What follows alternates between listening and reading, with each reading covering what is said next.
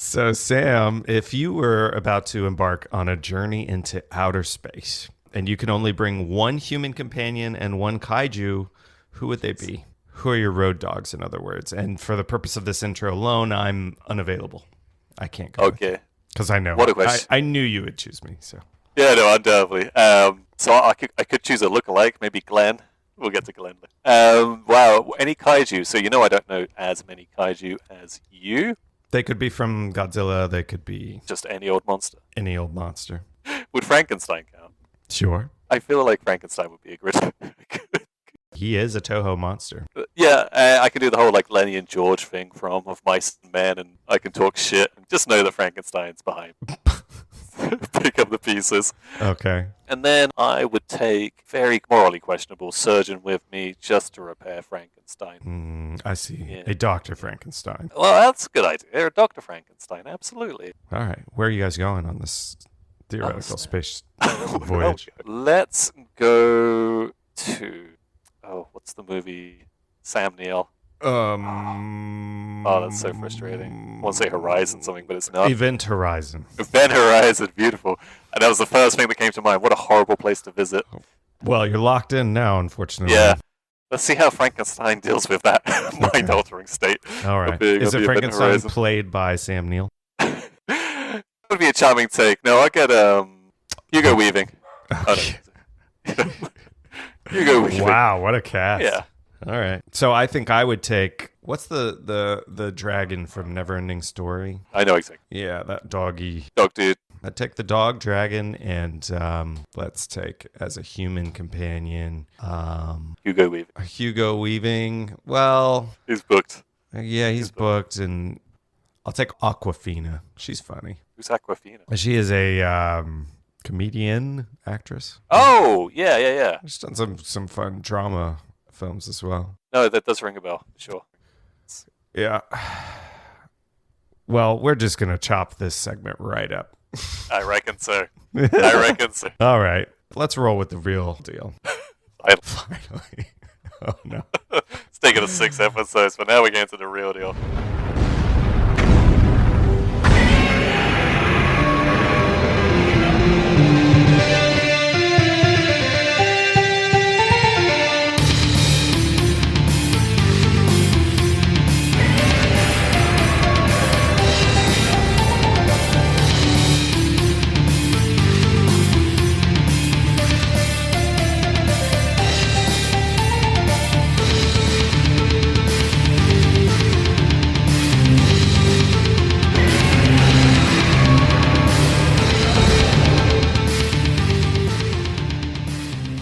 Hello, friends, and welcome to the G-Spot. It's a place where we glorify and make a case for B, C, and D movies of yesterday and today that, despite being the monsters they are, deserve your attention, respect, and dare I say it, love. And if you're curious, the G stands for Godzilla. I am one of your Courageous Kaiju co-hosts. My name is Raymond. And I'm Sam, Raymond's good friend and novice in the ways of Godzilla. It's so good to see you, Sam. Yeah, same buddy. Let's go for a ride in our P1s. Sam, this is a very interesting movie. They've all been slightly different. And, I kept saying in the past, like, I'm worried they're going to be a bit one-notish. And, the movie title gives it away, really. Pretty cool. We're going into space. Yeah, man. Whole new take. And Godzilla's along for the ride. And if you have Godzilla with you as you're heading into space, you got to feel good. Well, yeah, I'm sure, like, there must be some anxieties going on like that. When King Kong was on the back of that boat, just like, oh... Yeah. And let's say this right up top, because we've not been the greatest at it the last couple episodes. No, that's right. We are talking about 1965's invasion of Astro-Monster. It's the 6th movie in the Toho Godzilla series. And as you mentioned, we're keeping aliens involved. We're heading off into space ourselves. Yeah, it's a bold new direction and world. Or is it? Yeah, I think that's a fair question. I don't know, general feelings before we go into the episode proper. My feelings are mixed here. Mine are mixed as well, but the thing that really stood out to me after I kind of watched this and digested this one was, now Godzilla is not the narrative point. In those last 3 movies, he's very much not been the narrative point, and I felt it the strongest in this movie. This is a human story that involves some kaiju. Yes, I was planning on saying the same thing. And whether that works, I mean, going in wanting or expecting a Godzilla movie and getting this, you might be disappointed. But if you're already locked in, Yep. as we are, there's stuff to like. Absolutely. I got through this movie. It wasn't a slog. It's about 94 minutes. Yep. And there's a lot of new stuff. Obviously, we've already talked about going into space, but even with the kaiju themselves, and I say they are kind of taking on a bit part role here. The moments they're in it, you can tell they've done some new camera work. There's some new ideas going around.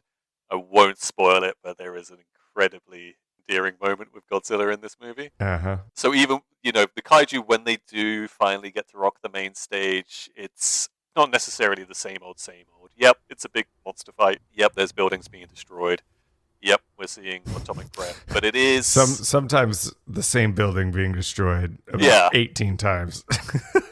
But there are lots of different shots. Some of them are really dynamic. Some of them are like foot fetish material with the kaiju. Yep. So that was really charming. And, I feel like there's an essay in comparing Toho's extraterrestrials and Toho's kind of indigenous island people. So it was enjoyable, but it feels like we're taking the foot off the kaiju pedal. Yeah, that's a good way to put it. Okay, well, there's certainly a lot of that to talk about. And we're going to get into it. But before that, this is also our first time seeing one of Toho's Godzilla films co-funded by an American production company. The company in question is United Productions of America, and they sent a man named Henry G. Saperstein out to acquire monster movies for distribution in the States. He approached Toho and co-funded / was involved in 3 monster movies with them. The second of these 3 is Invasion of Astro-Monster. Oh, so he did some kind of non-Godzilla sci-fi movies? So he did... Because there's a lot. Yeah, so he did also in 1965, prior to this, Frankenstein versus Baragon is what it's called. Okay, all right. So what's really interesting about that is I did a tiny bit of research on IMDb just to kind of pick up on the cast members. And of the majority of the leads in this, I saw that movie, Frankenstein versus Baragon. So it very much seems like he took the same actors and made 3 movies. Yeah, essentially so. The third one, just to put it in, is 1966's The War of the Gargantua. Okay, and what a name. What's his name? Henry G. Saperstein. They don't make names like that. No, and you know what? He just sounds like a film producer. Absolutely. When you get to use your middle initial. What's your middle initial again? P. Okay. Anyway, as a co-financier, Saperstein had his say in a few creative decisions for the film, namely some of the script's narrative thrust and the inclusion of an American actor. Who was dubbed to Japanese during the initial... that is so disappointing to hear. I was really hoping.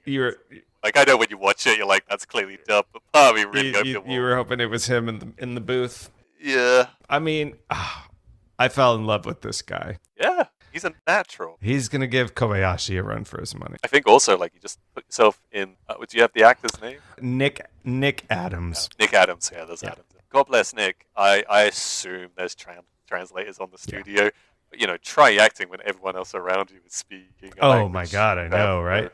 Concept of like picking up cues of if they finish their line, right? Kudos. He does a great job. He does.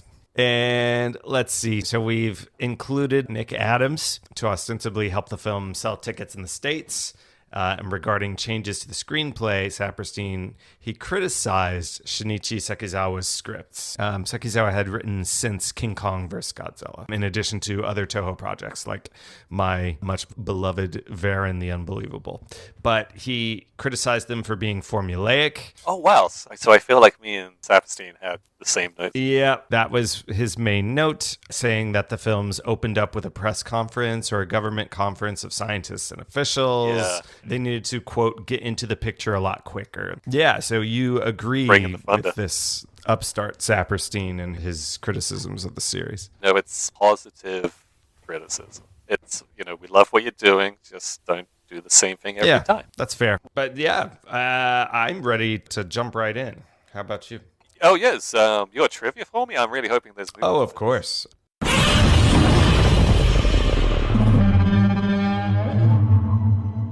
Before that, even some just basic information about the movie. It is a Japanese language original. It was originally titled Kaiju Daisensu, and that translates to The Great Monster War. That's a wonderful. Yeah. This starred Akira Takarada, who I believe is a regular. And again. Yeah. I chafed a lot against this character, but yeah, we'll talk about it. Yeah. Nick Adams, as mentioned, Kumi Mizuno, Keiko Sawai, Jun Tazaki, Yoshio Tsuchiya, and Akira Kubo, with, in the suits, Haruo Nakajima, Masaki Shinohara, and Shuichi Hirose. Which one of those blessed men is Ghidorah? I believe that is Shuichi. Burn a candle for him. Once again, hunched over with that bar. It was directed by Ishiro Honda from a screenplay by Shinichi Sekizawa, with special effects once again by our boy IG Tsuburaya. Initial release date was December 19th, 1965, meaning it was just 1 day less than a year since Ghidorah the Three-Headed Monster released on December 20th. It has a runtime of 1 hour and 34 minutes. Is that the longest so far? I feel like it's got to be I think it is. Not long, but longer than what we're used to, just by a couple minutes. And on a budget of 132 million yen, it made 187.5 million yen in rentals. This is this is the What is that? I know this fact is reported differently each time, but pretty much consistently I see the term in rentals used when I'm looking at these return numbers. So I think that is just how Japan reported it at the time. Tickets sold were rentals, or I don't know. Oh, that's really depressing. I was hoping it was like just Blockbuster was just constantly selling out. But I want to say that played a huge role in it as well. So I don't know, man. I don't know. Anyhow. But adjusted for inflation, and this is a trial run for me using various free websites online. Yes. So let's not scrutinize these figures too much. That's a roughly 4.2 million USD budget with a return of 5.9 million. Not huge. No. All right, so now some actual trivia. This movie was apparently released on a double bill with 1965's Campus A Go-Go. Okay.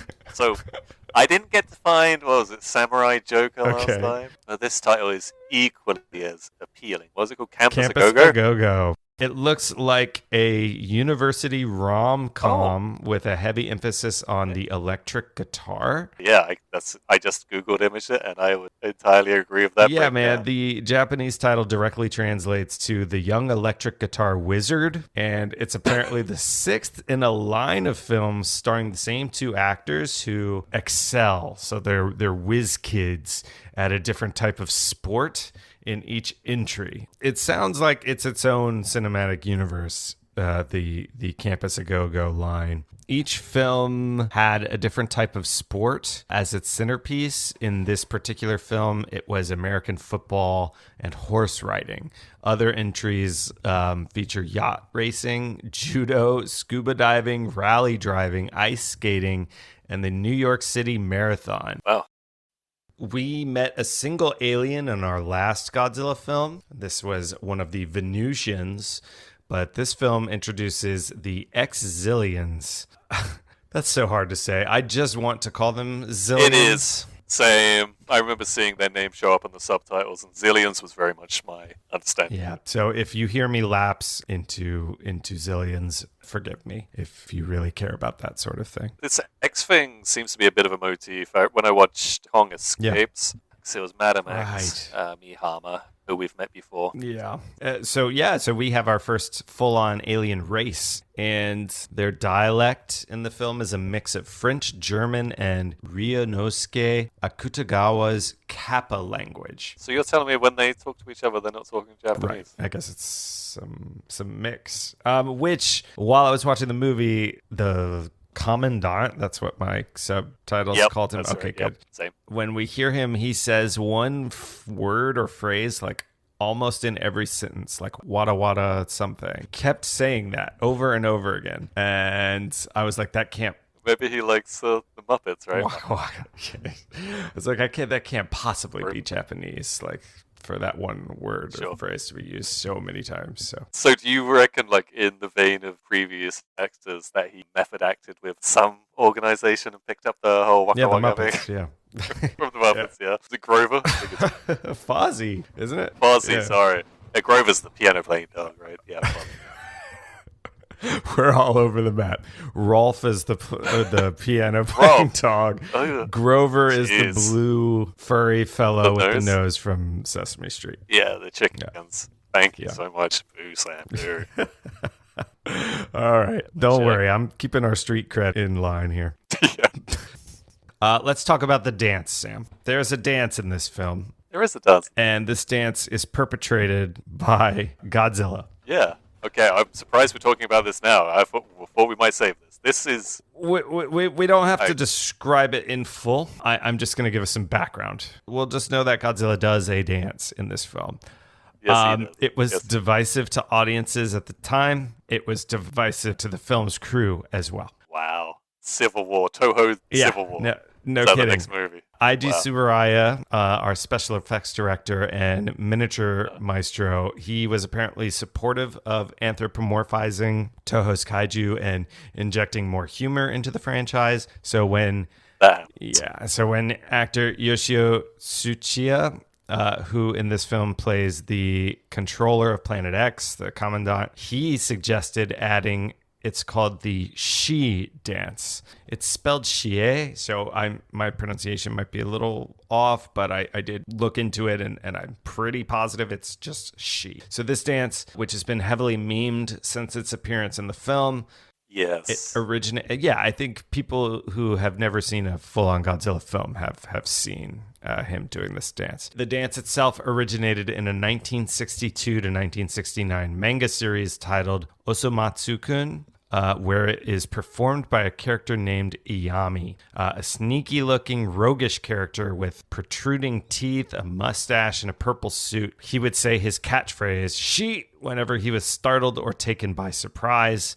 and the dance and the catchphrase, they were somewhat a phenomenon in Japan during the 60s, and that's how it came to the actor. While he and Tsuburaya were supportive of its inclusion, director Honda and Godzilla actor Haruo Nakajima, I mean, they've been together in this for 6 movies now.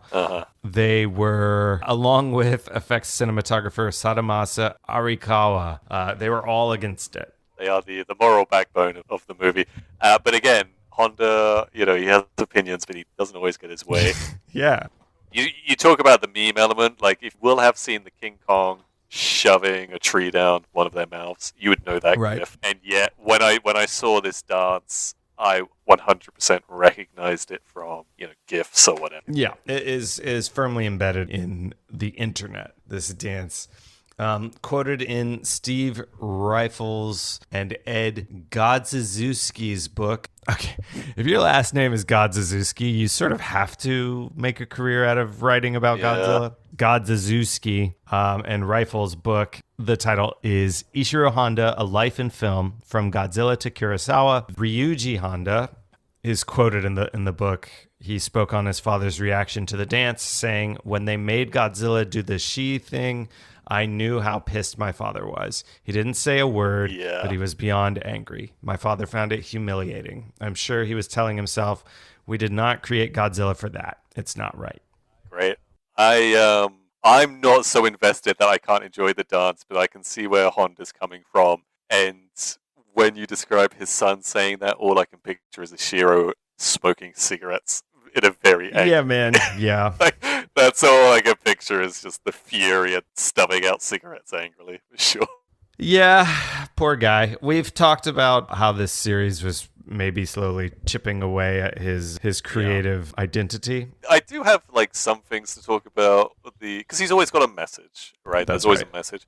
When we kind of talk about some other elements, I think Honda does have a message in this movie for sure. And I think when the Mothra movie finished, it's a bit more reflective, and it's like we need to rebuild a world based on mutual trust.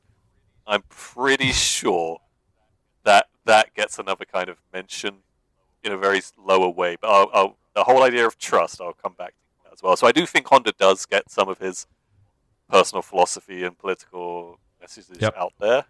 But boy, howdy, does he have to pay a price. He has to pay. For sure. almost His immeasurable price, both on screen and off. And his son also has to pay a price, I guess. It must have been miserable being in the Honda household that week.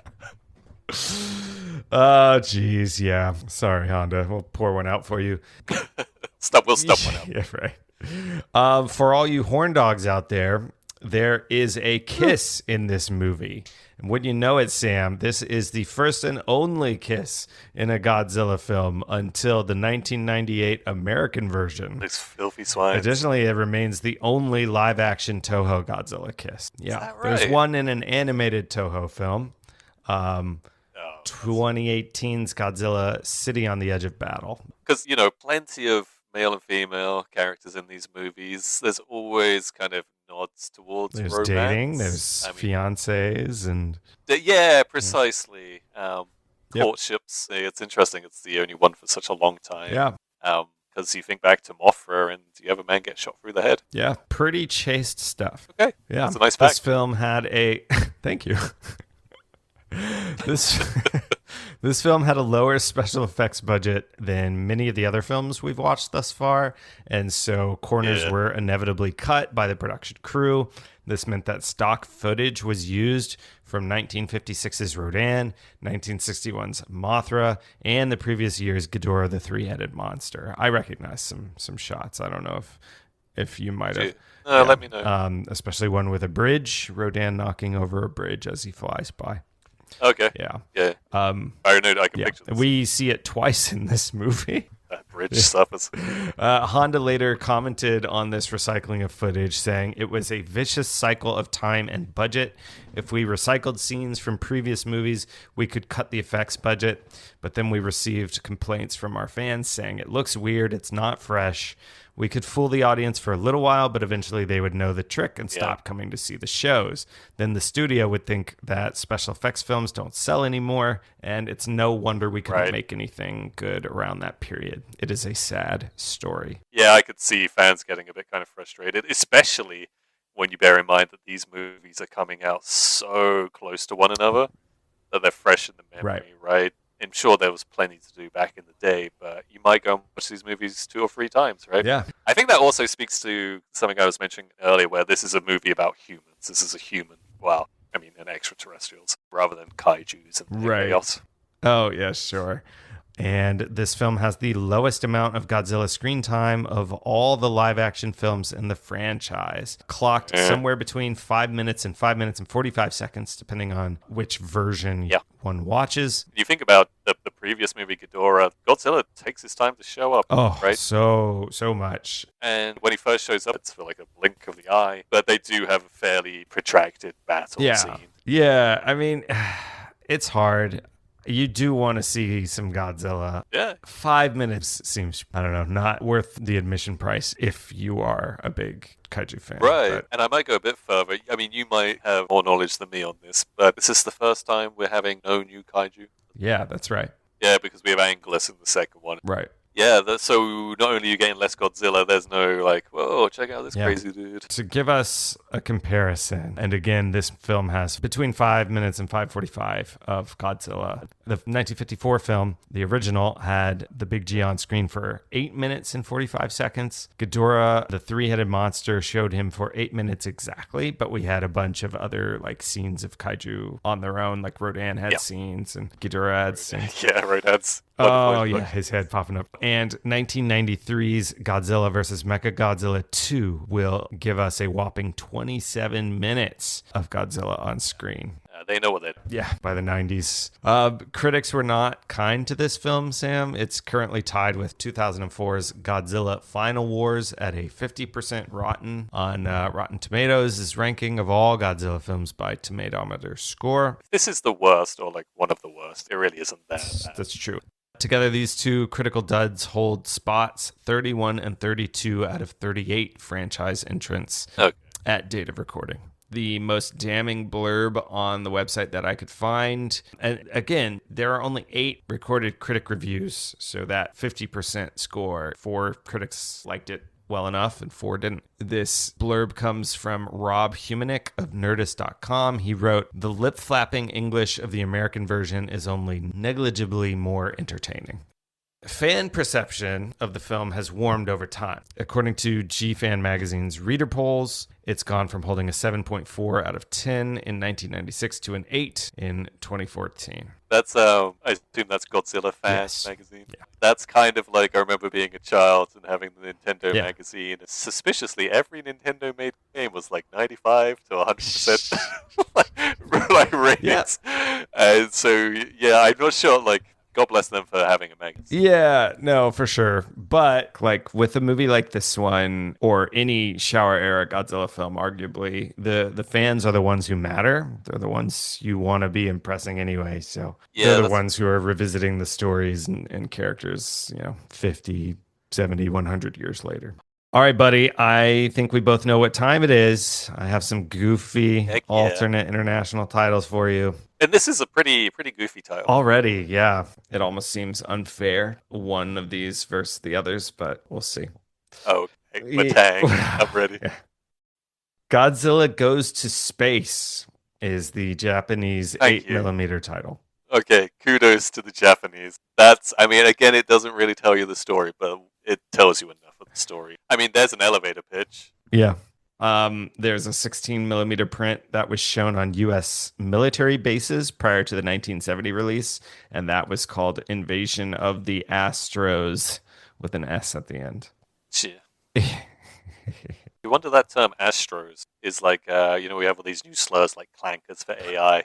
The day when aliens do arrive, extraterrestrials do arrive. You're going to call them Astros derogatorily. Those bloody Astros. Bloody Astros. Taking my gym. Italy called it year 2000, the invasion of the Astro-Monsters. Highly disappointed to not have Watang. There's no Watang, but a very... Year 2000, that's not that prescient for a 1960 sci-fi movie title, but, that's going to get used to death. That's a more compelling title than Invasion of Astro-Monsters. Sure. Or whatever. That's not a bad one. Good job, Italy. The Monsters Invade the Earth is from Spain. Okay. Mexico called it Monsters of the Galaxies. That's just a great title, regardless of whatever it is. Like, that could be a book, TV show, computer game. That's a great title. Germany called it Command from the Dark. Okay, so that clearly is a submarine movie. That's a really compelling title. Like, again, if I saw a movie come up called Command of the Dark, I'd be into it. I liked it.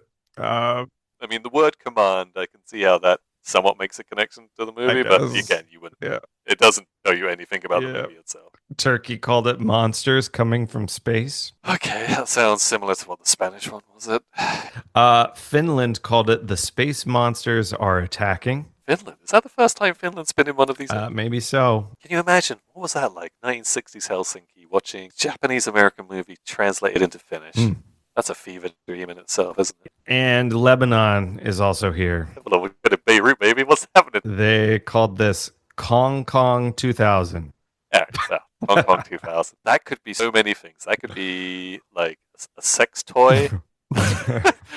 What else could the Kong Kong 2000 be other than a Japanese-American movie that's been translated into Arabic or Lebanese? Kong Kong 2000. That's pretty fantastic. To me, that rivals Watang. Yeah, and again, you just want to be there in the production meeting. Again, I'm hoping one person from each country is in the front of the movie theater and the Toho person. So just tell me what it's called.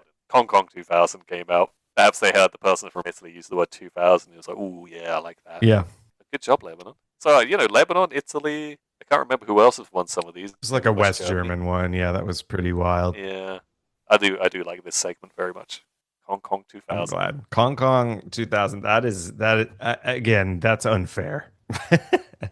Yeah, it is. They were working with some special sauce for that release. All right, let's talk about the American version real quick. Just a short notice this time, Sam. Our critical co-financier, Henry Saperstein, he's set to work on an English dub, which was started and completed in 1966. Again, this film came out in December of 1965. So this was started and completed in 66, the American version.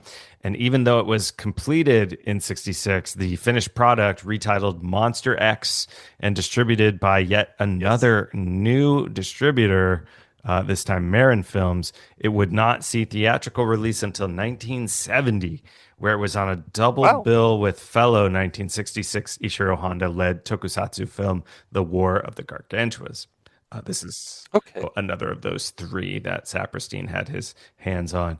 This dubbed version, Monster X, was widely agreed to be quite faithful to the Japanese original. Only a few minor changes to a few shots and a mere minute and change shaved from the total runtime. Regarding the nearly 5-year wait between the dub's completion and its theatrical release, Saperstein reportedly intimated that Toho didn't always want their films released internationally so quickly, but that directly contradicts twin Variety reports from 1966 and 1970, respectively. The first stating that the post-production on said dub had been completed, and the second stating that, quote, it sat on the shelf at United Productions of America because distributors figured it had no potential. I was wondering that you talked about the rentals, how much it made, and I'm thinking 1970. Have audiences moved on from monster movies by that point? Yeah, and maybe it also shows or betrays a bit of mismanagement on Saperstein and the company who sent him on their behalf, because I don't know, we've seen these movies make money in the States before. I'm also curious to know, we won't know until our next episode, what the turnaround was for that next movie in the franchise. Sure. So, yeah, that's all my trivia. So, beautiful. Let's start talking about this film in earnest. Let's go to space.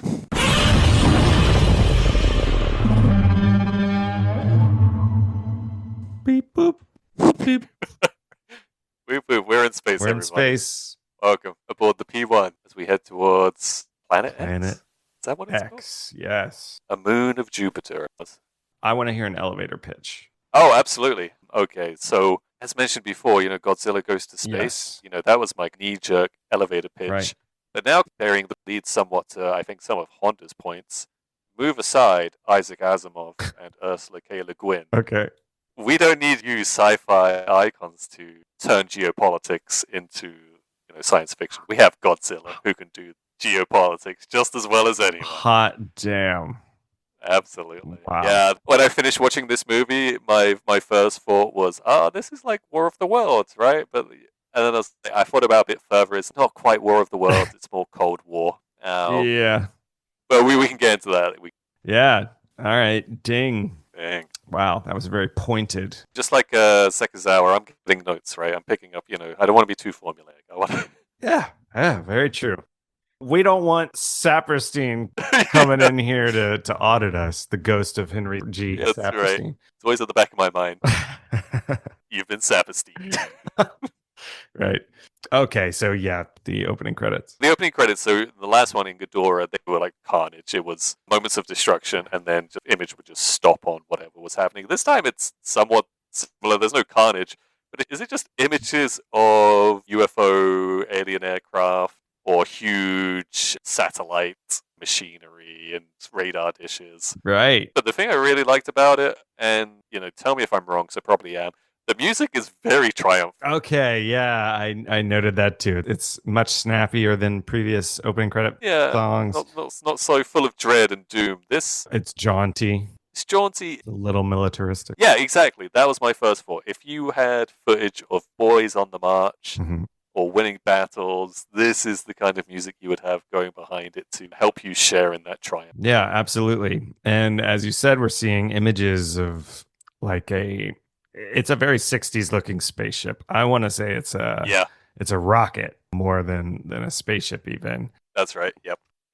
I don't know if you had this in America, but the Thunderbird series. Yeah, right. It was definitely on at odd hours, and I Yeah. saw bits of episodes. It was a huge bedrock of any child, probably, that was born up until my age, maybe a bit after that. And I'm pretty sure it was Thunderbird 1 that would go into space, and it has the exact same, very typical 60s sci-fi rocket design. Yeah, so that rocket, we also see a flying saucer that's it's like marshmallow-esque. It's like big and puffy and white. White and blue. It looked to me like, this is a really weird reference, if you were to go to your grandparents, stay there for the day or the weekend, and they had toys to play in the bathtub with, Okay. it looked like a bathtub toy. Just this chunky plasticky, it used to be white plastic, and now it's just got a bit yellow with age. Yeah, man.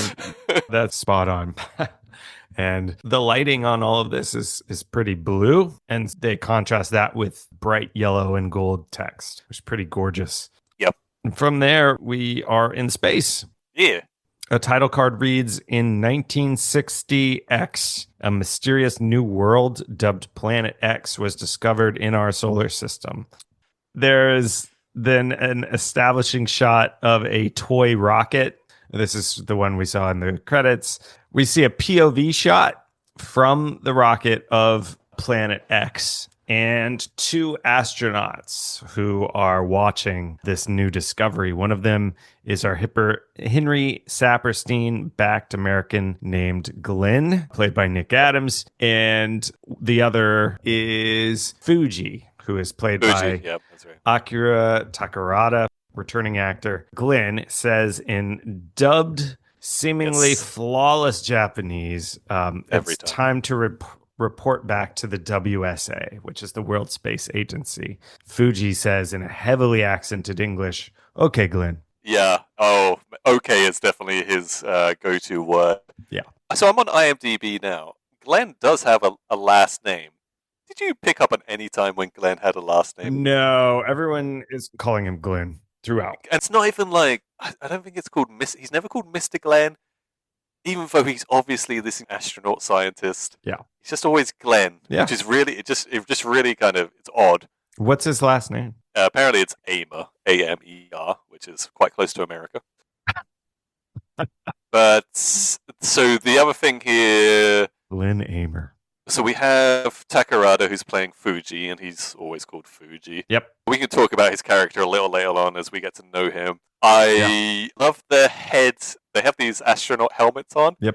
And when I first saw them, I was like, that's the perfect device to wear when you're on a flight and you want to sleep. Just imagine, those big goldfish bowl astronaut helmets, but it's so well padded on the inside. It looks so cozy. Yeah. And they talk about, was it the WSA, the World Space Agency? Yep, that's right. So the World Space Agency is entirely staffed by Japanese people. Yep. Glenn is our only non-Japanese person. It's also based, I assume, in Tokyo or Japan. And, I'm definitely reading too much into this, but it does feel like efforts, Japan wanted to be this big player on the world stage, and then unfortunately that ended quite poorly for them. And now we're just trying to reclaim some of that pride, and we're going to put ourselves front and center of the World Space Agency. Yeah, man. It is exactly as you said. There's no one international other than Glenn here. Yes, Glenn. And Fuji does all the talking on their call with the WSA. Yep. It's a NASA analog.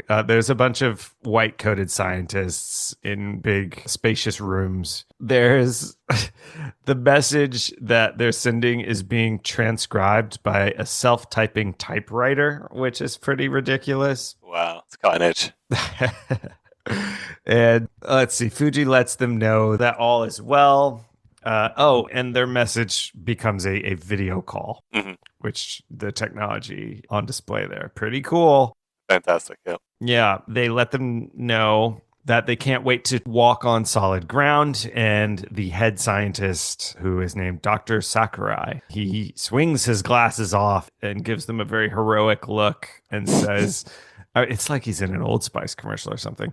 He says, you'll walk plenty on Planet X. Yeah, it is an odd situation he's in where he has to command these people who are light years away from him, and he still has to try and represent some kind of authority here. Like, I don't know. He's got to get them excited about it as well. Yeah, that's right. I think it might be worth mentioning as well about Glenn. I don't think it's an accident that he's a handsome, blonde-looking fellow. That's right. He's a blonde, pale-skinned American guy, quite dashing. And that's certainly on purpose, right? Yeah. I think to have that kind of juxtaposition in appearance. They cast a classically good-looking American actor. And we learned that Fuji's sister, Haruno, she is also a member of the WSA. We, just moments into the movie, have already completed the Toho Kaiju film trio of right as is ordained. Yep. So Glenn, Fuji, and Hirano, which we also have Dr. Sakurai, who is in most of the movie as well. So. Yeah, that's right. And we'll meet her partner, and so there are a series of supporting characters. There are other characters, yeah, for sure. But she also works for the WSA, and Fuji publicly outs her for something that she is doing that he deems questionable. He asks if she's present in front of the entire WSA on this call, and she's the only person wearing a red one piece in this room full of white lab coats. That's right. But she doesn't let Fuji know that she's there. She sort of hides out to the side of the video call. And so Fuji, he tells Dr. Sakurai to relay a message to her that she shouldn't rush into anything and that he'll personally sort things out when he gets back. I noted here, maybe we lost some of the gender politics progress that we made in the last film. Well, I could agree with that. And it's obviously very mean for me to do this to a character that is a fictionalized character. Right. Takarada has a habit of being pretty belittling to ladies. So the last time we've seen him in this franchise is the Mothra versus Godzilla movie, where he is the lead journalist and Junko is his younger partner, and he's not particularly the most... Oh, and he's always putting her backhanded, putting her down, could be a lot nicer. And he's very... As we'll learn, it's part of the narrative, but he's very protective and patriarchal, parental, or whatever, over his younger sister's life. Yeah. He's not a charming character in this movie. He's a very unlikable lead character. My patience with him steadily dropped as the film was going on. Yeah. I think, he clearly filled the role for that studio. The other movie I saw him in was the King Kong Escape movie, where he plays a similar... He's a blowhard. Yeah, he's a blowhard, and it suits him well. So, he's typecast into these movies, but yeah. Probably a lovely person outside of the series. Let's not... Yeah, precisely. Come off like we're, disparaging the actor. The characters are the problem here. Yeah. Glenn is really owning his stunt casting. He says quite animatedly in his dubbed Japanese, well, some brother you are. That's right.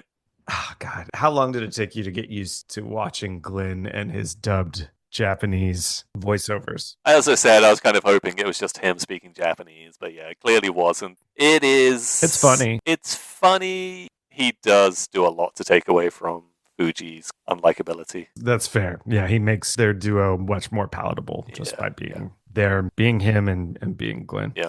At WSA headquarters, where Haruno is confiding to Dr. Sakurai that she resents her brother's old-fashioned way of thinking, while Dr. S surmises that she's found a boyfriend whom her brother disapproves of, which is exactly what has happened. She is currently dating an inventor, and his name is Tetsuo. He's our second inventor character in the Godzilla franchise. So I do like this. He's called Tetsuo. The actor is similarly called Akira, and if you've seen the movie Akira, Those two names come up a lot, so it's quite nice. I think it's also worth mentioning with Haruno, so Fuji's sister, the love interest here. Yeah. Again, her appearances, I think they've cast her as well to be the kind of, not mousy, but more meekish younger sister. Whereas Junko or Naoka, and we're going to meet, who's the other love interest? Miss Namikawa? Yes, Miss Namikawa. They're kind of it's hard, this is a really assumption-y kind of thing to say, but the typical kind of pretty Japanese lady lead. Yeah. Or even, it's the word I'm looking for, tenacious as well, especially with Junko. For sure. And the Venetian as well. Yes, Princess Mas.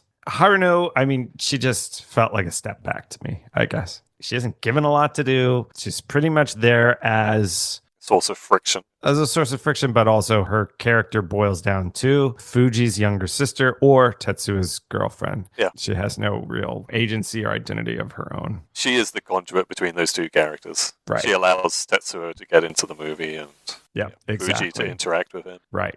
And speaking of Tetsuo, we meet him in the next scene, her boyfriend inventor. He's working on some kind of ear-splitting alarm. Yeah. It is called the Lady Guard. And in doing so, he's also pissing off his landlady, who has a baby strapped to her back. Very composed baby. Is not fazed whatsoever by this ear-piercing noise. A serious-faced baby. Yeah, man. It's quite a charming scene. I thought it was really nice seeing him. As you say, he's renting a room from this lady, and his bedroom is a mess because he's an inventor and he's always working. That's what his passion is. Right. I really enjoyed how well set it was that moment. And again, they have definitely chosen this actor because he looks like a bit of a nerd. Yeah. Especially with the teeth aren't so great, chunky glasses. Oh, the glasses were excellent. Not particularly muscly, Nope. You certainly wouldn't be frightened by him if he came walking down the side of the street at night time. Right. Quite the opposite. He has a pretty frightened face most of the movie. Yeah, that's right. Yeah.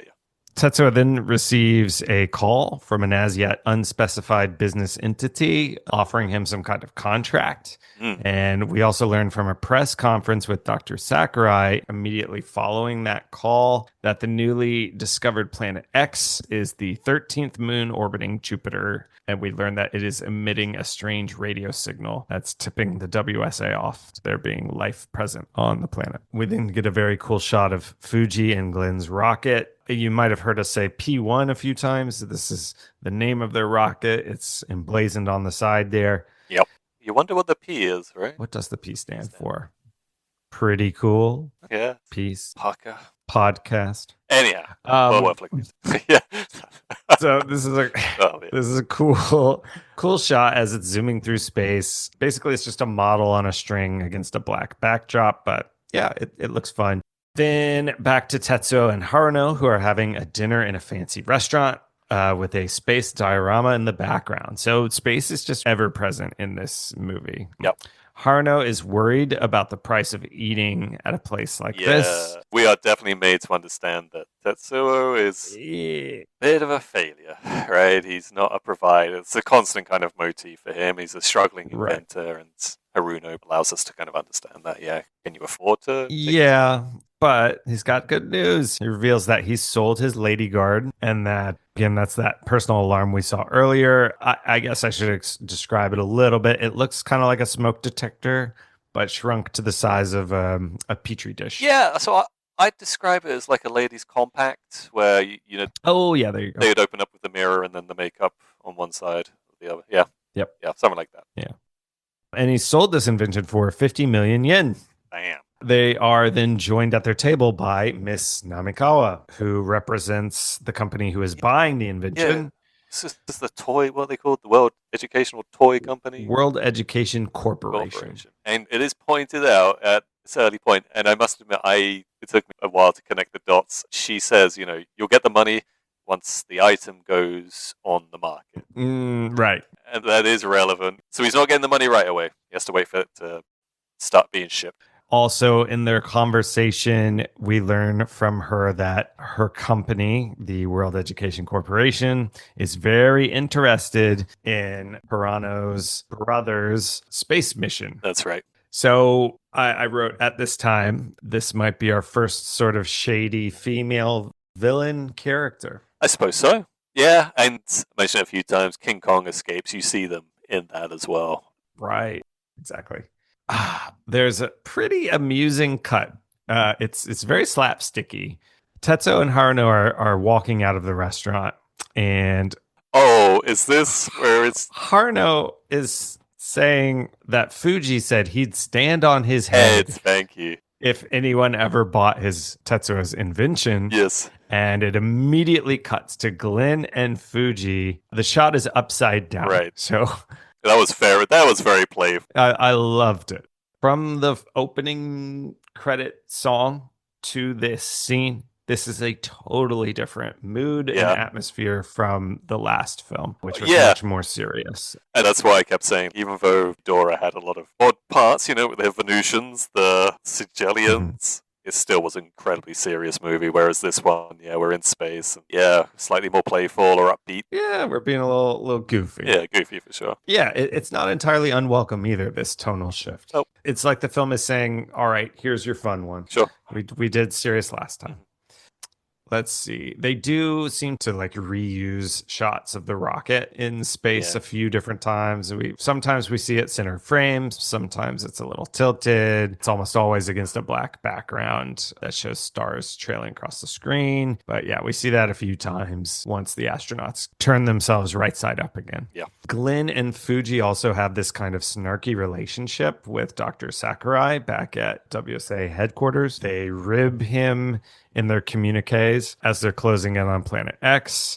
And also, as they're closing in, we learn that Planet X is 15 degrees Celsius, which is unlikely considering its distance from the sun. Yep. And that's pointed out by Dr. Sakurai. That's not me saying that's unlikely. I have no clue. And that was my first thought when he said it was 15 degrees. I was like, wow, that's pretty impressive because that's far away from the sun. Yeah. We also learned that it's geographically, I don't know if that's the right word, geographically, but it is similar to the Earth in that it has mountains and oceans and so on. Right. As land. Yeah, exactly. We also see some fun practical effects for the landing sequence as the rocket lowers down to the soundstage. Not quite that bit, but when they start getting off the P1. Oh, yeah. Oh, yeah. Very much enjoyed that. Okay, yeah. So, just first as they're landing, we see smoke and fire coming out of the tail end of the rocket. We also see a little R2D2-ish satellite dish. Oh, that's right. It's a sensor. It emerges from one of the rocket's legs, and for radiation. It's sweeping for radiation. It says, but yeah. I don't know. You wouldn't. When they, I must admit, when they did that, it is kind of cute. And I was just like, but have you any idea what kind of new radiation there might be on this planet? I was like, come on, guys. Yeah, right. I don't know. This whole scene is pretty Star Trek-y and just silly. But as you were kind of mentioning, we see them alight from the rocket.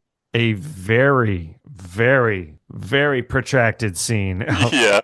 And you get to see it twice because there are two of them, and they do it independently. It's almost like a service elevator or a forklift. Right. Yeah. I was just going to call it a lift. A lift. Something. Yeah, but it's a platform. Platform that goes from the exterior of the P1 down to the surface, and it's clearly the toy. There's just another toy model of a space. These astronauts. Oh yeah, it's all very silly and ridiculous. But they're setting foot on Planet X, which is. It's kind of just a rocky, craggy, browns and grays against a space sky background. Yeah, if you think of any 60s sci-fi TV show, Star Trek or any, you've seen this. You've seen this before. Right. Their spacesuits are pretty noteworthy. They're red with a fishbowl helmet, as you mentioned. Yeah. They've got an oxygen tank on their backs and a scuba oxygen tank. I believe. And they have pistols. Yeah, they have these. I don't think we ever get to see them fire theirs. They're clearly, artistically designed pistols to be a bit more sci-fi-ish. Spacey. So you wonder if they're lasers. And Fuji has come out first, and I think he comes out with the flag they're going to plant. Right. And remember that this is the World Space Agency, so the three flags they have are the one of the United States at the bottom. Yep. Japan is above that, and then the very top, it looks like it's the UN flag. Okay, I was wondering. So in case anyone who is watching the movie is curious about who funded it, then just look at the flag. Yeah, seriously. And the UN, the UN aren't new to these movies. They've been mentioned before. Yeah, they're present. Yeah, for sure. Let's see. Glenn sets up a telemeter that reports gravity is a third of Earth's, and Fuji goes off to plant his flag. He is stopped by a sudden, familiar-looking lightning strike. Yeah. But that's all we get at the moment. A bit of a panic. He's trying to figure out where Glenn is. He's lost sight of Glenn. He also stumbles across some footprints, which he follows for, some unspeakable reason. That's right. Yeah. Yeah, he starts shouting for whoever made them to come out. And in response, this like glowing yellow cylinder comes up from the surface with a rock on top of it. Yeah, an accompanying speaker tells him to step into the cylinder immediately as he is in grave danger. Yep. It also announces that the speakers are the Xiliens and that he and Glenn are under their protection. Yep. And he's already got Glenn and he's already got the P1. Yeah. He does eventually step in. He gets taken inside a facility, and the same emotionless voice is just sort of guiding him through this like system of hallways. Yeah, like a subterranean bomb shelter with a variety of different hallways from one central node. But the lights will guide him. Right, and they're these slow pulsing lights. Doorways and hallways down here are shaped like mushrooms, like Mario Mushroom Kingdom mushrooms, which is kind of silly.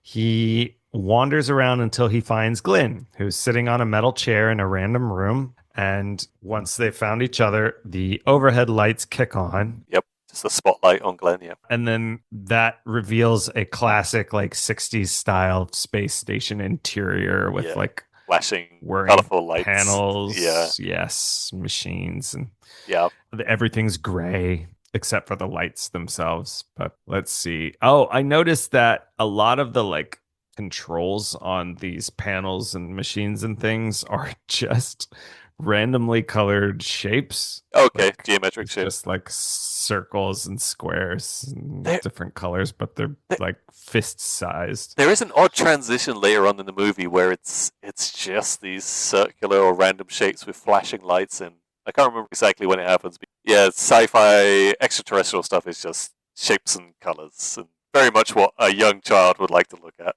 Yeah, there you go. Very visually simple, I guess. Yeah. Let's see. The two astronauts are then welcomed by the Xiliens. I believe 5 or 6 of them come trooping in. And this is interesting, right? Because this isn't Earth's first interaction with extraterrestrials, right? Because we did have the Venusian. We had the Venusian. Albeit, in spirit. Physically, it was... Right, Princess Moss. So you'd think this would be, an astounding meeting, shocking, jaw-dropping, but they'll have a chat. It's all pretty blasé. All pretty blasé. Yeah. How would you describe the Xiliens? They have a very pronounced look. They're wearing skin-tight gray leotards with black leather vests, exaggerated black collars around their necks, like big foam collars with white trim. They have swim caps on, basically, that go down around their chins. They have black visors, a la X-Men's Cyclops or that Star Trek character. Geordi LaForge. Oh, sorry. And single little spikes that come out of the tops of their heads. Yeah, but clearly Japanese actors. Japanese actors, yes. But the face paint is gray as well. So very gray. Very gray. Very gray, but humanoid. And emotionless robotic speech. That's right. Very logical, very determined, but no kind of over emotion. Right. Glenn and Fuji speak to the Xiliens' commandant, who's in the center of the, I think, 5 or 6 of them who walk out. Yeah. The Xiliens have hijacked the P1 and they have a pitch. They want to ask the humans for something. But before they can do that, the room starts shaking, the lights go red, and we learn that something that they call Monster Zero, a terrible space monster who has driven them off the planet's surface to the underground, is attacking. The commandant presses a button on the screen, and behind him shows our big bad Ghidorah from the previous movie. He's flying through the sky, firing these bolts of electricity. The way it's filmed, he seems way more composed. When he first showed up in Ghidorah, his heads and his necks are just flailing frantically. But in this, they seem to be much better synchronized. Yeah, it's still a little hectic and Yeah. spasmodic, but there seems to be a little more fluidity to it. Yeah, composed. Yeah. Certainly a bit more composed. Right. Yeah. And they identify him. Oh, it's King Ghidorah. Yeah. I think Fuji or Glenn says. And the Planet X folks, they say that, oh, you use words to name things, we use numbers. Yes. That's just why they call him Monster Zero. Ghidorah is just gliding across the planet, destroying stuff. Nothing of note. There is nothing. I mean, we get told there's nothing on the planet. There's literally nothing there. It's just a rocky, craggy, grey blur. Soundstage. Soundstage, yeah. We do hear he destroys the hydrogen oxide, or he damages hydrogen oxide reactor, perhaps, and that's of relevance. Yeah, noting also that hydrogen oxide is just water. Yes. But a water plant has been destroyed or damaged, and they proceed to lock Fuji and Glenn in a literal soundproof, vision-proof bubble. The rest of the screen goes black, and we just see Glenn and Fuji in a little oval at the bottom of the screen. So there's this constant feeling of you're welcome. And the first thing he says is you have nothing to fear here. But they're constantly reminded that they have zero control over the situation. Yes, and are quite literally being kept in the dark on many details. That feeling, that simmering tension or fret seems to always kind of be there. Yeah. When the lights come back up, the Xiliens, they finally make their pitch. They want to borrow Godzilla and Rodan, who they call Monster 01 and Monster 02, to fight Ghidorah. They're aware of the encounter from the previous movie, and they think this is their solution. Because Godzilla and Rodan worked together last time, they can do it again. Right. So 2 things here. Did they explain how they knew about that? No. Okay, and then the other part of this is they very conspicuous. They do not mention Mothra. Because to say that Godzilla and Rodan defeated Ghidorah is a huge, not huge, but it's an exaggeration. It's a leap, yeah. It's a leap. So it's a decision they've made is that we are not going to talk about Mothra. Right. Which is, obviously we're going into these movies with way more detail than anyone needs to. But we celebrated the fact that they brought back Mothra and the Shibujin fairies. And they even mentioned that one of them died. Right. And celebrated the world building, and it's frustrating that we're going into space and making the world bigger, and we can't even reference Mothra. Yeah, you'd think like a single line of dialogue at least to pay homage to the Queen, but precisely, pay homage to the Queen. You know.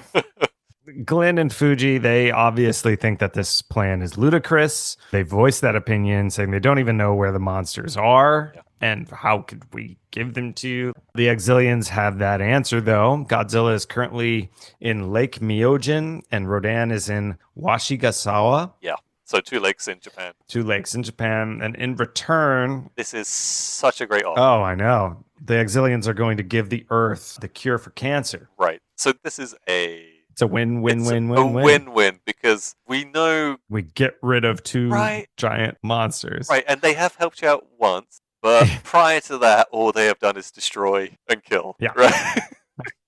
So, hard to rely on these people is probably the nicest thing you could say about Godzilla and Rodan. Yeah, man. So, get rid of them and then end immeasurable suffering and death and pain.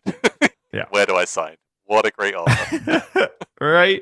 Well, Glenn and Fuji, they go off with this amazing offer. And we do get a last, lingering shot at the Commandant, who mutters evilly to himself in the Xilien language, and then the lightning goes dark around him. So everything is not as it seems.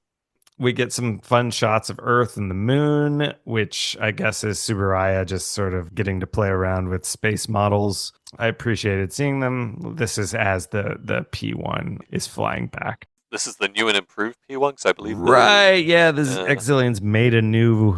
They replicated the P1 and gave that to... more efficient. It's better in every way. We get a few shots of newspapers to show us that the P1 has successfully returned. The newspapers did not spin toward the camera this time, which I was disappointed by. Later on, we will get to some good stock footage from other documentaries or the news. Yeah, that's right. Okay, this next meeting we see, I wrote down that it might be like Japanese parliament or it's some kind of conference. There are delegates from various departments in the Japanese government And again, slash it's society. we're talking about the World Space Agency and all of this international stuff, but it's always framed within Japan. I looked at that and I was like, is this the World Space Agency meeting, or is you're right? But you have the director of health or whatever who are making these very boilerplate obvious statements of like, yes, I'm interested in the cure for cancer. Why wouldn't you be? We all are. He's very interested in the offer. Yep. There are some foreigners. Okay, are there? I can't recall there. There's some foreigners. There's some military folks. There is one character, and I'm going to make the prediction now that when it comes to our MVP, I think we might have the same person. Well, I have a few. I have a few options because I could be wrong. This one seemed like a pretty big inclusion, so maybe I won't mention who she is at the moment. Oh, okay. Oh, maybe not the Clearly same I'm person. wrong. Clearly I'm wrong. Wow. Okay. All right. Then I will just give her a brief mention. So we have representatives of these various departments like medicine and the military. And there is also a delegate from, she's just called the delegate of housewives. Okay. I think I may have missed that. What does she say? We talked about the patriarchy here. No, we were wrong. The housewives are here. That talks about equality. Let's see. So the best thing you could say is like, oh, she would have been there, but she was too busy cooking dinner. Like, just Saphistines mark all over. I'm looking at my notes here. Glenn, Fuji, and Dr. Sakurai and Haruno are all here. Haruno, I don't know why she's here. I guess to remind us she's in the movie. Yeah. The housewives delegate. She just says that the housewives are fine with this plan since the Xiliens apparently want peace.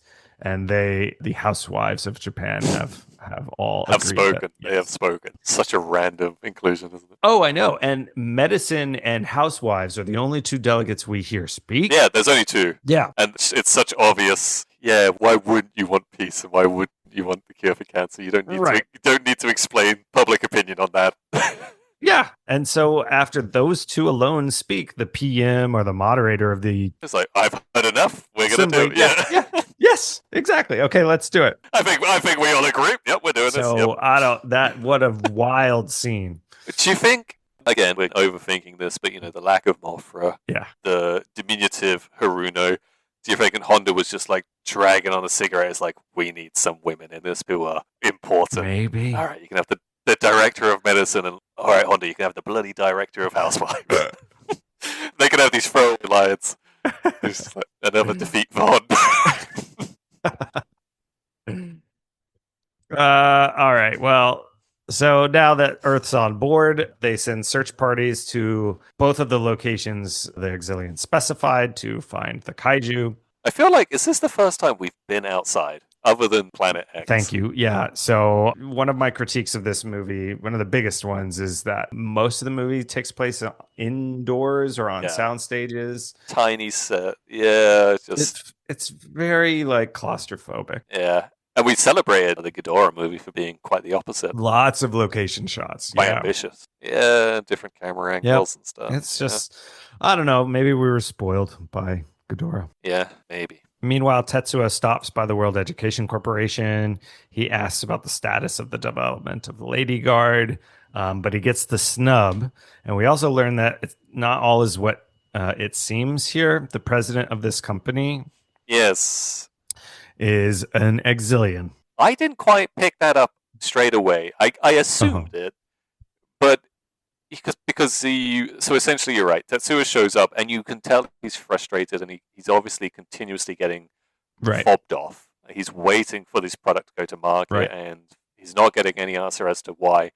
So he goes to the center and then the gentleman who kind of placates him has to speak to the CEO or what have you. So when you walk into his office, but he's sitting on a desk and he seems to be getting, I thought he was getting a tanning booth. It kind of looks like an exaggerated hair salon dryer over his head and he's shirtless. Yeah, I thought he was just always just a greedy CEO getting his tan on in a very bizarre manner. So how did you know he wasn't... I mean, you can tell he's villainous, so it's pretty obvious he is. But what gave it away to you? Well, he has one of those visors on his eyes, yeah. He also has these two random plugs sticking up out of his back. Jeez, oh, okay. I wasn't paying enough attention. Anyhow, he's angry. He's very angry. Tetsuo has shown up, but he wants him dealt with politely. Yeah, give him the snub. So Tetsuo, after he's been kicked out, he meets up with Hirano on the street. And they are off to a restaurant to meet with Fuji and Glenn. Hirano is comforting him a little bit, like, oh, they just gave you the snub. Cheer up. You still have your contract. It's fine. Just don't worry about it too much. Fuji and Glenn at the restaurant are starting to have doubts that about the Xiliens' gesture of friendship. They're also a smidge suspicious about the importance that the aliens are placing on water. Yes. If we remember, the water plants destroyed by Ghidorah made them panic quite a bit. Yes. Fuji is quite the hard-nosed bastard of an older brother in this scene. He's unpleasant. Yeah, he's a bastard to Tetsuo, saying he's surprised anyone ever bought his invention and that he doesn't seem like the kind of guy he can trust to provide for his sister. Tetsuo agrees with this. He's sort of like beat down. He's being the polite, I don't know, junior. Right, he doesn't feel like he's old enough or of a rank enough. Some age politics. Yeah, which isn't uncommon in East Asia, right? That he's gonna take this browbeating politely.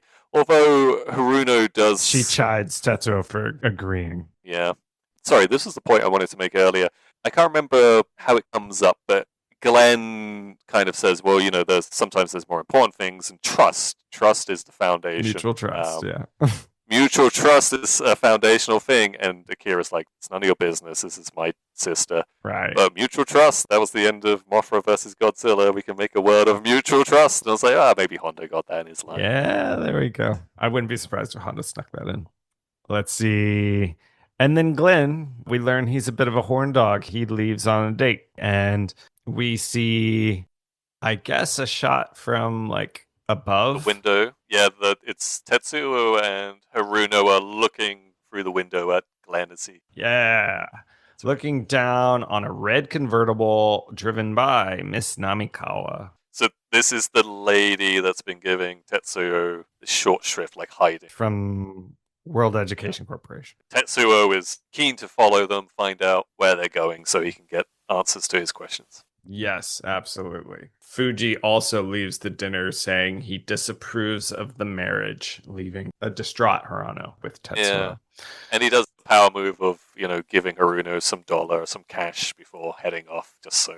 Right. Everyone knows that Fuji's the big dog, which is odd because you imagine Haruno's job at the World Space Agency would come with a fairly healthy paycheck, but I guess not. Right. Yeah. So we then get a little update. The search party at Lake Myojin has started picking up radioactivity readings, which agrees with the Xiliens' statement that Godzilla is down there. So I'm pretty sure by this point we've met the general, the main kind of vocal point for any time the military are involved in this movie. Oh, yep. And I looked into him because the same thing happened with Ghidorah. I don't know if you remember me saying last time we spoke that there's a moment where they're on a ship and the captain learns that the Venusian's on his ship. Oh, yeah. Naoko. Is it the same actor? So it's the same actor, and it was the same dude from the man who gets shot in the back of the head. Oh. The leader of that. Okay. It's the same dude. Wow. I can't remember the name of the company he sets up. Happy Corporation. Yeah. So the next scene we see, Glenn, he's bringing Fuji out to the lake, same lake, Myojin, driving a different convertible, a yellow one this time. So what I love about this is they get stopped by the military. Yep. But they quickly just say, like, it's us, it's Glenn and Fuji from the World Space Agency. Yeah. So don't get me wrong, that'll get you through any checkpoint. Right. Like, it definitely have a fair amount of authority if you are those two men. Yeah. But again, it just speaks to that thing of like, if I just speak loud enough with enough confidence, I can get past any military checkpoint. Yeah, because, literally every move we've done now, it doesn't matter if you're a journalist or a PR man for a pharmaceutical company or an astronaut, the military are going to they'll let you through. Yeah, they're pretty easygoing. They're open to ideas, it seems. Yeah.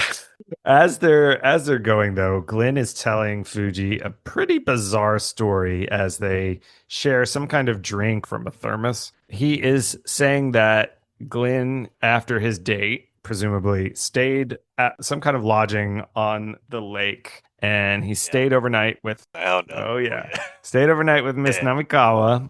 And okay, so here's a question. So you mentioned that this is the first movie that has a kiss. Yep. Is this the first allusion of sex? Allusion to, yeah. I think so. Could be.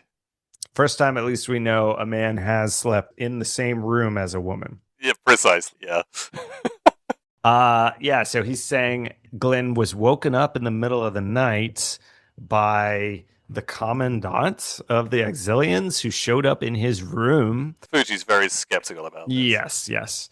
And the commandant said, all preparations are complete. Forget about minor matters. Miss Namikawa then, if we're believing Glenn, then she tried to gaslight him a little bit here, saying, oh, he's just having a nightmare. But our U.S. boy's doubts persist, and he and Fuji's line of thinking has now progressed to the point that they assume the Xiliens need Earth's water for something. Yeah, they're fully invested in this kind of doubt. And they want to investigate that lodge where the search party just also happens to be. And they got through. So does Tetsuo happen. Yeah, and as they get to the lake, a big circle in the water starts bubbling and glowing. There's this patch in the center of the lake. From this patch, we get not Godzilla, but that odd kind of Stay Puft marshmallow flying saucer from the opening credits. That's right. Lifts up out of the lake. The locals and the military, they're very frightened. Yeah, for sure. Which is understandable. We know this deal's been made, but it's been a bit covert in the way they've gone about it. Right. And it would be terrifying to see something like that in the sky. Yeah, no shit. And this is a world where they see kaiju regularly, but... Yeah, geez. Poor Japanese. The flying saucer is quickly joined by a second and a third. I have to hand it to Subarai and Company.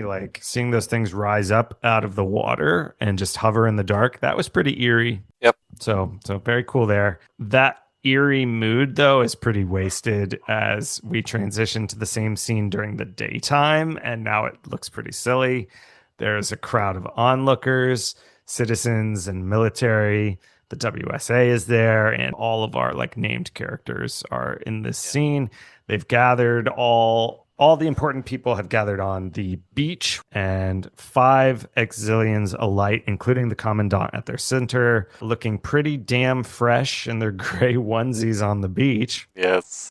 This all turns into an impromptu meeting of the world / press conference. They have this little chat where the commandant thanks the Earth for agreeing to the whole kaiju proposition thing and declares this day as the first official friendship day. Dr. Sakurai, who is present, directly questions the Xiliens' hiding beneath the lake before Earth had even given them an answer to their proposition at all. They also wonder aloud how the aliens plan to transport the kaiju, and according to their leader, they'll do it via Xilien tech that is so advanced humans can't even begin to imagine it. Yeah.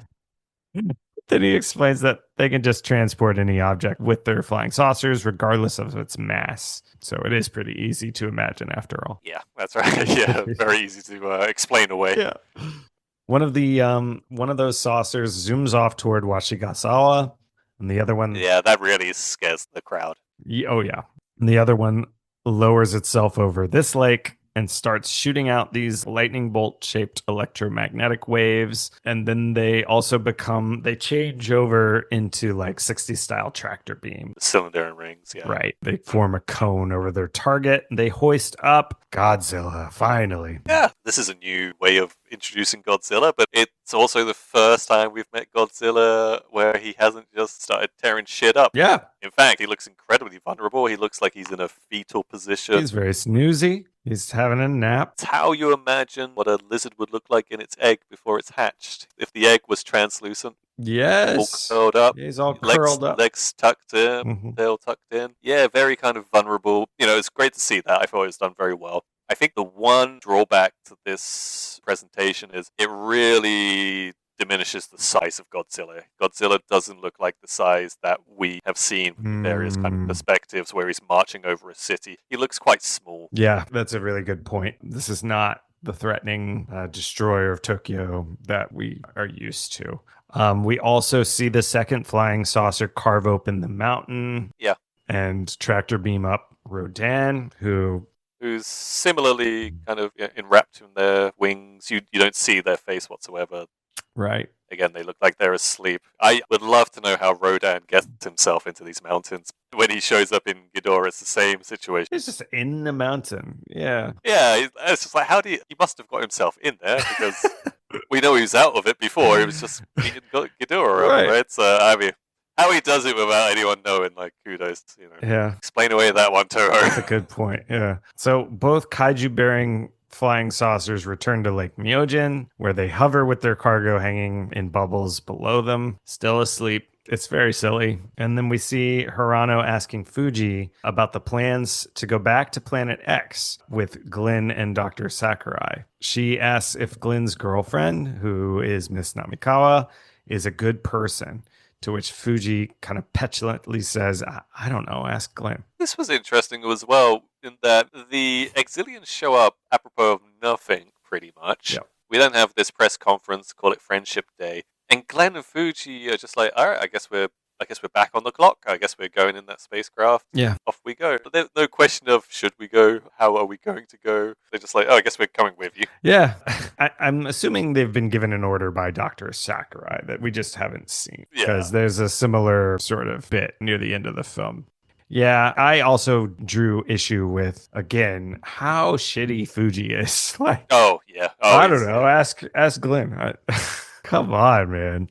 It's kind of how people treat their partners in relationships that are coming to. Yeah, definitely. So dismissive. Any question leads to defiance, dismissive, petulant. You're an idiot for asking a question. Yeah, right. I don't know. But we then cut to Glenn in his convertible or in Miss Namikawa's convertible, or his, I don't know, one of them. They both seem to have them. Yeah. They share their the one and only on-screen live-action Toho Godzilla series kiss. Steamy stuff. It's not even like an earth-shattering kiss. It's just kind of a peck. I mean, kind of impressive that it's a Japanese girl and an American man. That's pretty racy. Yeah. Miss Namikawa is telling Glenn that he should not go back to Planet X. Instead, he should stay here and marry her. Wow, it's a whirlwind of a relationship. I know. She says he doesn't understand, but he assures her that he'll be back soon and gives her chin a little pinch. And then they'll get married when he's... Yeah, exactly. It's just how it works. Yeah. So he and Fuji and Dr. Sakurai this time, our 3 WSA boys, they join the 5 Xiliens on their flying saucer. Fuji looking especially douchey with black aviator sunglasses on. That's right. Inside the flying saucer. We learn that the quite barren control room in this saucer, in which the boys have been brought, is so Spartan because the Xiliens pilot the ship with their minds. They also admit that this is how they plan to control the kaiju. The 3 flying saucers, along with Godzilla and Rodan in tow, again, they're just in little, like, bubbles hanging from behind the spaceship. Stasis bubble. Right. They all zoom off at apparently 1/10 the speed of light. Yeah. They hope to be able to travel at the speed of light, but right now it's 1/10. We see Miss Namikawa arrive via boat to a private island, which belongs to the president of the World Education Corporation. He tells her that she's too involved with the Earthling and that she needs to shape up or else. She's been shadowed by Tetsuo at this point, I believe. Oh, yeah. He has followed her to... He's been in a taxi and he's like, follow that. Yeah, okay. That's a good call. Oh, yeah, it's also revealed that Tetsuo kind of stowed away on the boat she took to the island. So he's there with her. He sneaks around to the front door and is looking around, and when suddenly this is great. A trap door opens below him and he careens off screen with a shout. It's legit. You feel like he didn't know that was coming. Yeah, it's like a Looney Tunes kind of. Yeah, it really is. Yeah, I laughed out loud when I saw it. Very silly moment. Yeah. On Planet X, the saucers arrive and they head into a hatch on a mountainside. It's fun to watch Tsuburaya play with some of these new types of miniatures and settings. A few Xiliens head up to the surface with this large plastic pipe, which the Commandant explains is to gather water. He also mentions that water is more valuable here than gold, which prompts Glenn and now sunglassless Fuji to share a very obvious, like, knowing glance with one another. But before any water can get sucked up into their tube, wouldn't you know it, King Ghidorah shows up. Bum, bum, bum. Another panel flips open from the side of the mountain, revealing a satellite dish type construction that blasts both Godzilla and Rodan.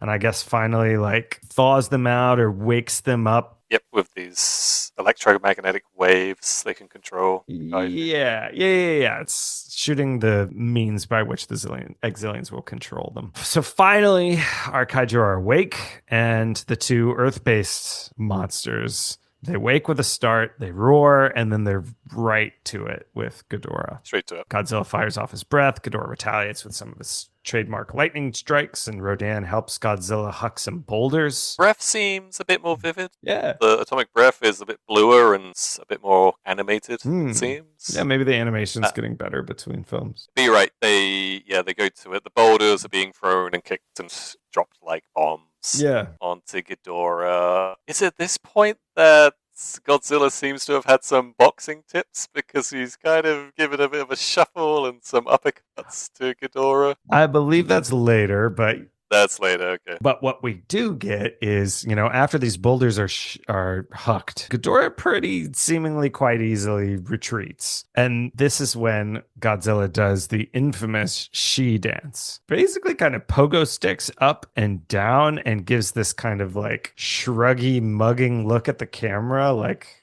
got him. It's very playful. The way you could definitely see it if you know anime. It would be like just this character doing a celebratory dance. Yep. It's kind of like if Godzilla was doing a Highland fling dance. Which, okay. If you're not familiar with it, but you're jumping up and kind of putting your legs up, one leg up, but you're also kind of putting your hands across your body. But it's incredibly human, it's incredibly playful and comedic. The face is a big smile. It absolutely stunned me when I saw it. I was obviously, gleeful and, like a schoolgirl. Yeah. But I can totally understand why Honda went through like 40 a day when he realized that was happening. Yeah. We've seen a bit of this kind of development of Godzilla. I mean, remember in the last movie, like, he's literally having a petulant argument with Rodan about, like, he needs to apologize to me. Right, yeah. They hunkered down and had like a therapy session. Yeah, precisely. So we've kind of destroyed the mystique a bit already of Godzilla, but this is like, we have 100%.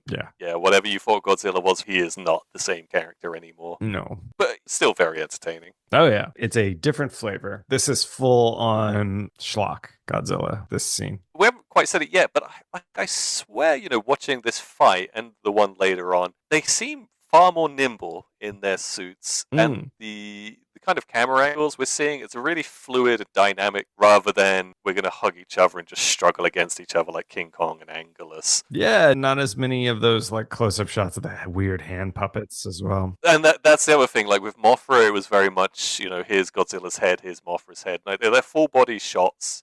Yeah. A lot of tail work's going on as well. I really enjoyed the fights. They seem amped up, really well presented. Yeah. Not the struggles I remember from Anguirus, those poor people. Yeah, good shout. I agree with you there. The fights seem to have stepped up.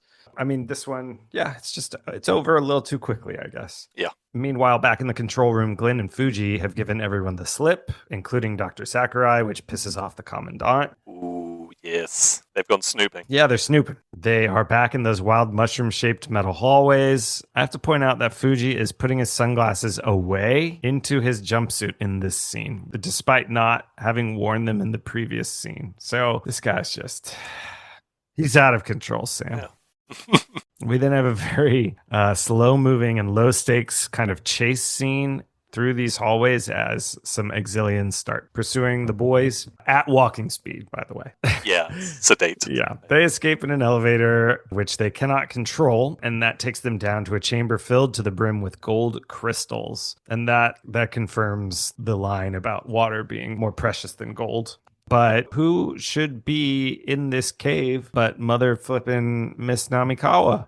She's here. Say what? Glenn understandably freaks out and confronts her before a second Miss Namikawa shows up. Yeah, he's saying, like, why are you acting like you don't know? Yeah. She doesn't know him. Right. She doesn't know him. It's a fun twist. Yeah. That there are multiple Namikawas, and I think this speaks to the horrible treatment of women in this movie, and that they're all the same faceless person. Thank you. Yes. So soon, because they were, so shocked by this, they are surrounded by the Xiliens. They've finally caught up. Yeah, and they know to put their hands up. They know they've been bested. Yep, they put their hands up. Aw, shucks. They share this goofy, thumbs down. Yeah, that's a little motif they have. I think that comes up at the end as well. Yeah, that's their, oh, shucks. Yeah. They got us again. We next see them standing in a spotlight in a dark room. They still have their arms up. The camera's looking down at them. It's a cool shot. And the Xilien leader is interrogating them. They say they just wanted to look behind the scenes a little bit. And they get off with a warning since they're guests of the state. That's right. Yep. So the lights come back up. During this scene, Glenn also asks why the women look the same. And the leader responds with, "Don't you like a pretty face?" Dang. Yeah. Glenn, our boy, he says unique beauty should be admired. Oh, that's right. Yeah. Beauty is in the uniqueness. Yeah. Something like that. Yeah, that's right. Yeah, well done, Glenn. Yes. I like Glenn. Yeah, we like Glenn. So let's get him and Kobayashi to do a movie together. Yeah. So they then receive the disc, which is the cure for cancer. Yes. They describe it as a tape. Yeah. But it's just a piece of golden styrofoam with a circle carved out of the top. That's right. It contains the data for the cure for cancer. And they're sent on their merry way. Yep. They're sent back to Earth. Hirano visits the World Education Corporation. She meets with a very shady Earth-based Namikawa and is told that they don't know where Tetsuo is. So Hirano is looking for Tetsuo, but World Education Corp, they don't know where he is either. We do end up seeing him in a cell under the president's home. This is on Lake Myojin. There's a brief scene where the president of WEC receives a transmission from the Xilien commander telling him to move ahead with the next phase of their plan. Let's see. When the P1 lands, we see a really pretty expansive miniature of the WSA compound. It's pretty spectacular. There's all these air control towers and other rockets. A long street that leads up to the launch pads with business offices. And it's huge and gorgeous. It's tiny toy cars. Yeah. Had to shout that out. We see 3 delegates now in suits. That's Glenn, Fuji, and Dr. Sakurai. They bring the golden tape into the WSA conference hall or the Japanese parliament, whatever it is, where conceivably, I feel like they shot this scene and the previous conference scene on the same day because it looks no doubt. It looks like all the same people are there. It is exactly the same people. They're all wearing the same clothes. Yeah. Yes. I didn't go back and confirm it, but the housewife delegates there and all the military dudes and religious leaders. Yes, he's there. Yeah, you're absolutely right. At that point, I was like, you know what, that's a pretty incredible moment. You get to play this tape, which will reveal the cure for cancer. Yeah. How do you decide who gets to hit the play button? I know. Because that's a pretty momentous moment. Right? But when they put it in a tape deck... That's exactly it, right? This is the cure for cancer coming out of this little tape deck. It plays a message from the Xiliens saying they're declaring war. Earth is going to be a colony of Planet X, and all humans are to be exterminated. Glenn, his face is pure gold in this scene. He just shakes his head like, well, ain't that just the pits? Yeah. They should have done the thumb down thing, yeah. Yeah, and Fuji says, I was afraid of this. Shucks. Absurd. Also, okay, why did the Xiliens allow the astronauts to go home in the first place with this cure for cancer at all if they're just going to... Right. Also, why did they need to take Godzilla and Rodan there and then back again? They could have just controlled Godzilla and Rodan on Earth. Right. Yeah, if you're looking for loopholes, this movie... Plenty. She doth have them. Plenty, yeah. The answer is it's a Godzilla movie, that's all. So, yes. We see a pretty silly newsreel, which shows mass panic and discord. Yeah. So this was interesting. So you're right. You get to see all this kind of yellowy, sepia-colored riots and, mass discord.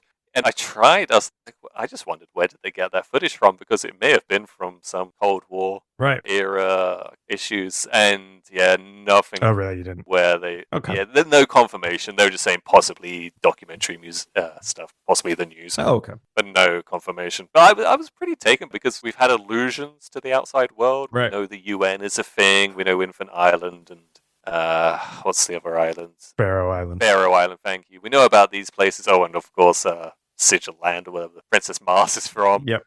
But Yep. this is like actual footage of other real countries. So it's pretty interesting to see it in this movie. Yeah, it gives us that sense of scale. That's nice to see in these movies. And they're contemporary, like real world events. Yeah. So I think this speaks to the thing I was pointing out in the elevator pitch, in that this fear of another power with technology that is more advanced than our own. That's their own words. It really speaks to this kind of Cold War era of being dominated by another power that's pretty familiar to our own, with technology that could be more advanced than ours, right? Right. My first thoughts were War of the World, which is a bit different. That's more like imperialism. But yeah, this is much more kind of Cold War-y than that. No, and it's all kind of cut off before any real actual like warring happens. So we then see Glenn in a suit with a pistol doing that 60s James Bond style pose with your body at silly spy angles. And he's walking through, I guess, a very lightly trashed apartment or a WSA office or something. And he runs into Miss Namikawa, who reveals that he was once a surveillance target, but she came to love him. So cat's out of the bag. She's complicit. She is different from the Miss Namikawas that Glenn saw on Planet X. I mean, she's different from every Xilien. She portrays a lot of emotion. Yes. She has free will. Free will. That's right. She mentions that her computer tells her that, I guess a computer gives them all orders, even above the commandant, and expresses to him that her computer now tells her that she should bring him back to Planet X and they should be married there. So he does have a life outside of Earth. Yep, golden ticket. Glenn, doing some very serious acting in a close-up, tells her that humans will resist the Xiliens. And that's a good line. Yeah. A few more aliens arrive and capture him. Before they take him away, Miss Namikawa slips something into his pocket, and without much ado, her fellows shoot her with a laser that makes her quite a protracted scene. She gets like vaporized, or yeah, she gets vaporized. And they drag it on. I feel like they knew they were spending a fair chunk of money on these special effects to watch this one. This is the only character this happens to. Right. She gets hit by their laser, and it slowly deconstructs her. But she's executed for the crime of loving someone without the computer's orders.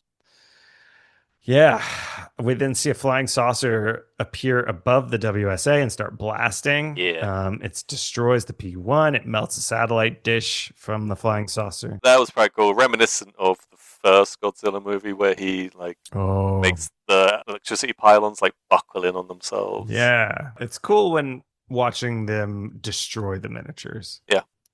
From the flying saucer, the Xilien leader announces that because Earthlings haven't complied with orders about being colonized, they're going to have to step things up. He also overtly says, "I will now explain our plan for conquering you." Yeah, wow. This is the typical villain giving all the information you need. And it's trope. It's just, but it's so on the nose. It's outstanding. They'll use all three monsters, apparently, including Ghidorah, who are controlled by electromagnetic waves to subjugate the planet.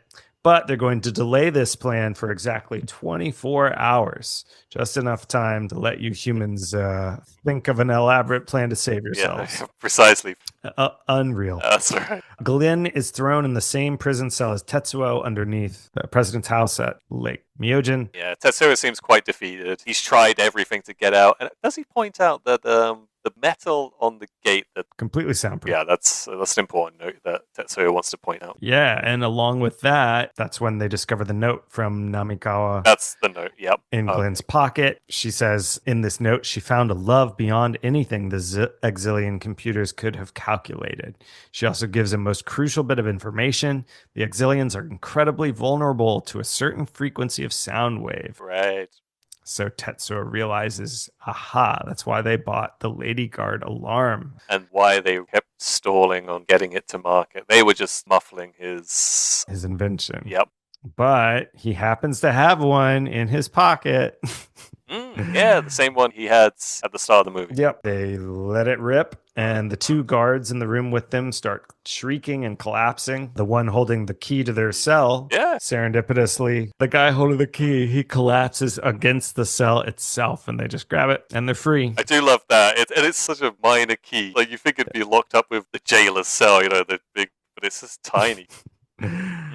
They make their escape via boat from the island, and we see this boat approaching the middle of the lake, and then it gets destroyed by one of the flying saucers. We don't have to worry for too long, though, because we pretty quickly see Glenn and Tetsuo come up out of the water somewhere else. They let the boat run out as a decoy. So now the Xiliens think that they've handled the Glenn-Tetsuo problem, but they have not. Meanwhile, at the WSA, Dr. Sakurai informs a gathering of what appears to be the same delegates from both earlier defense conferences, including the Housewives delegate again, that he and Fuji, who are both now wearing lab coats, that they think they can interrupt the electromagnetic waves that are controlling Godzilla and Rodan with something called A-cycle light beams, or a single A-cycle light beam. I don't know. It's visualized here with some animation, right? Some little lines shooting out from a big silver laser cannon. Glenn and Tetsuo show up at the WSA.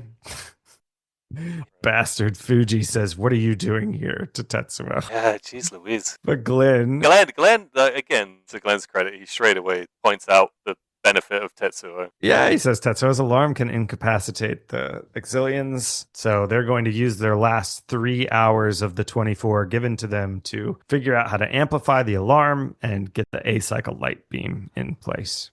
The Xiliens' computer is telling them that they need to recalculate some things, and so they decide to attack Earth right away, waking up Rodan and Godzilla. So at this point, yeah, Rodan and Godzilla, I believe, and Ghidorah are all just on their backs asleep. Yeah, just next to the lake. Oh, no. Ghidorah's off in the Western Hemisphere. Okay. But yeah, no, these guys are asleep at the lake. Right. And does Godzilla get woken up last? I feel like recalling this moment, Godzilla, when he wakes up, his eyes do this whole left to right business. Like, oh, I've woken up in a strange place. Where am I? It doesn't quite come off because he can't pull the same facial expression. Yeah. But I think the idea is like, oh, I've woken up in a strange place. Look at my eyes go left and right. It is, again, we are changing the presentation of Godzilla here. Yeah. For good and ill, I think. Yeah, absolutely. Yeah, I'm not against it. Yeah, but they're up and they, I guess, start stomping and wreaking havoc on the rural mountain village where they are. So the only thing that kind of stood out to me, because it is your typical village destruction scene. Yep. Got used to it now, but there's a lot of images of Godzilla's feet. Yes. Like just his big dinosaur foot crushing down on a building. Yeah. It's quite impressive. And it seems to me to be a new shot we have. Yeah, it's a new shot, the stomp. Yeah. I think they reuse it about oh my lord 5 times in this film. Maybe from different angles. Yeah, they do. Maybe we're seeing him stomp on a few different buildings, but yeah, it's cool the first couple times, but they also overuse it, I think. Yeah. We also see a recycled shot from the last film of Rodan knocking a bridge over as it flies past really quickly.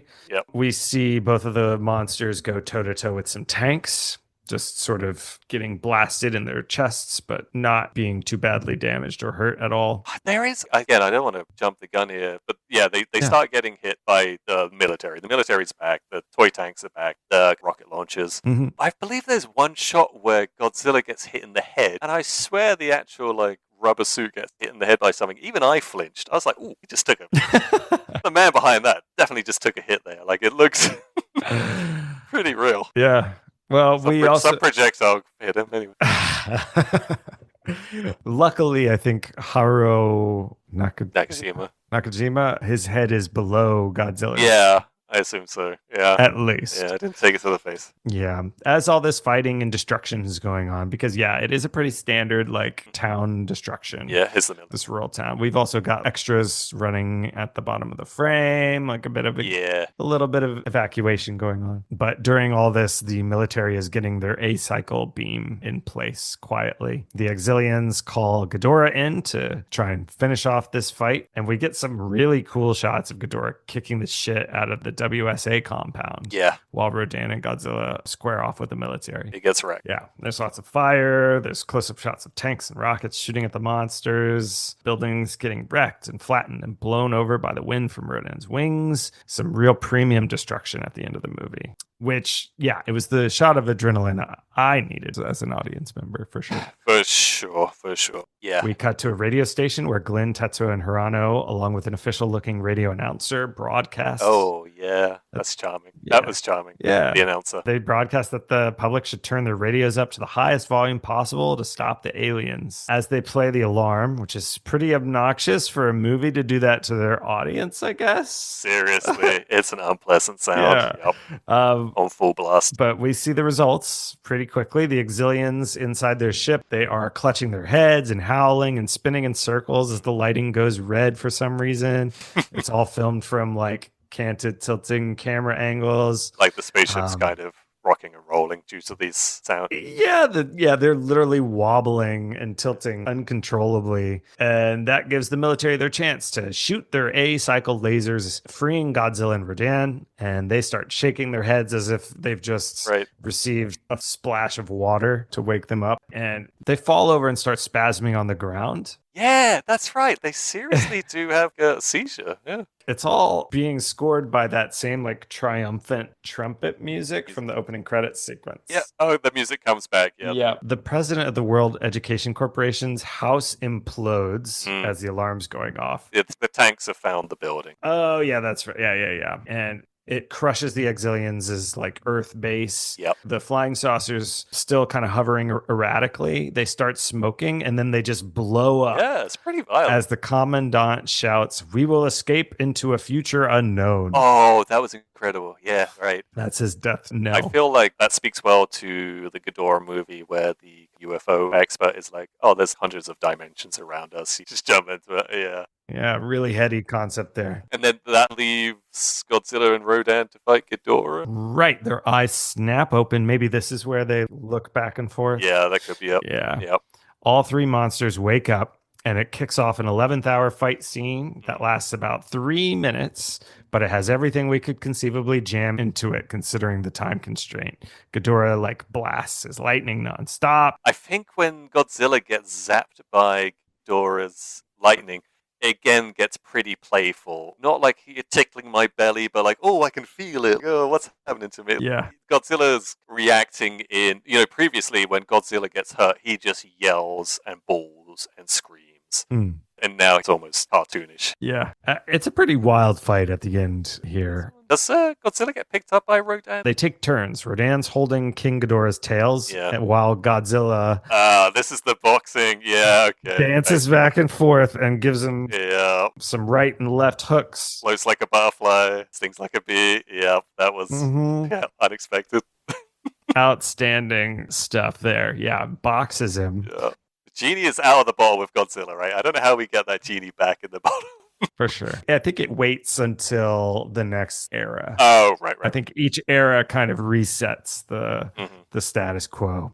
Let's see. Yeah, then they switch places and Godzilla is holding the tails while Rodan does a full-on like body slam into Ghidorah. Yep. And then the coup de grace is Rodan picking up Godzilla and hurling him at Ghidorah. And all three of them hilariously topple together off a cliff, like rolling down the side of the mountain. They topple off the cliff into the ocean.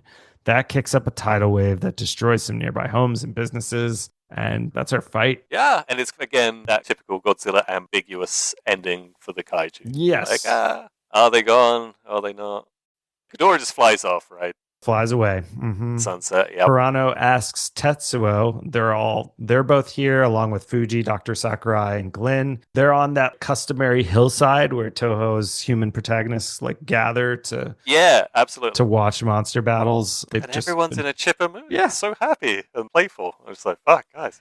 Yeah, like the Earth was about to be enslaved. It's crazy, right? Hirano, she screams when Ghidorah leaves. But she asks Tetsuo if he thinks Godzilla and Rodan are dead, and he says, no, I doubt it. And there's then a very bizarre ending that's like shooting for humor where Glenn asks Fuji if he can rest easy now. And Dr. Sakurai says, hold on a second. You two are heading back to Planet X to conduct a full survey. And they look at each other and do that like Fuji says, we can't catch a break. And they do their thumbs down. Womp, womp, womp. Yeah, always on the clock, those boys. Kind of a wet fart of an ending, if I'm honest. Yeah, I totally agree. Yeah, I was caught off guard by it. Yeah. And if all of that seems rushed, like it is, it's like 15 minutes of movie time. Yep. Once it gets going, it gets done. Yeah. That's our movie. Yeah, terrific. I think my biggest complaint with this movie, Sam, is that it takes place mostly on sound stages and inside. As we mentioned, there's very few like outdoor shots. Mm-hmm. There's like a super quick zoom in on a Japanese parliament building or something. Yes, there is. Yep. Just so the audience knows where we are. Yeah. I enjoy some of the inner space station stuff. Like when we're wandering around the quarters, that's new. Yeah. But yeah, it just seems like a lot of corners were cut in the production. Yeah. As we already knew. Yeah. And, we made the comparison with the Ghidorah movie where, we're given so much space and time. And this one does feel very, you say claustrophobic, but it's also very, use that word, that Saperstein doesn't like Saperstein. It is pretty formulaic. It's like, we need you two to stand here behind this or in front of this scientific equipment or these trees. And we just need you to talk. And there's 2 or 3 people in the scene. It is pretty narrow in scope, even though it's gone into space. And but it does have a distinctly different feeling because it is a human story. It's not a kaiju story either. Yeah, and you know what? I'm a grown-ass man, and so I don't need to see a kaiju every second. Yeah. But there's a real dearth here. Yeah, and what it's replaced with are these aliens and then the ideas of electromagnetic waves. I don't think that's compelling enough to fill the void. Yeah, for me, overall, it has its moments. There are some funny scenes like the upside-down rocket things. Clever ideas. That's quite charming. Yep. Yeah, but pretty weak entry. Yep. The fights, although they're much briefer and shorter, it feels like they've got some new ideas and some good footage. Right. But yeah, it's somewhat disappointing. Ghidorah was so good. I think you and I both agree that if the first movie's not part of the contention, Ghidorah is the best one so far. Yeah, absolutely. Bit of a damn squib to follow that with. Yeah. But hey, G-Fans magazine, 7.5 out of 10. Up to 8, was it? Yeah, up to 8. Yeah. Maybe, we'll watch it again in 10 years and maybe we'll similarly fall in love. Yeah, maybe so. Give it its due. It did give us Glenn after all. Gave us Glenn. Well, let's not get too bummed out. We have some awards. We do. We have some awards to give away. Finish on a high note. Yeah. So first, let's rocket blast our way over to Kaiju Corner. There we go. That's the segue. Beauty.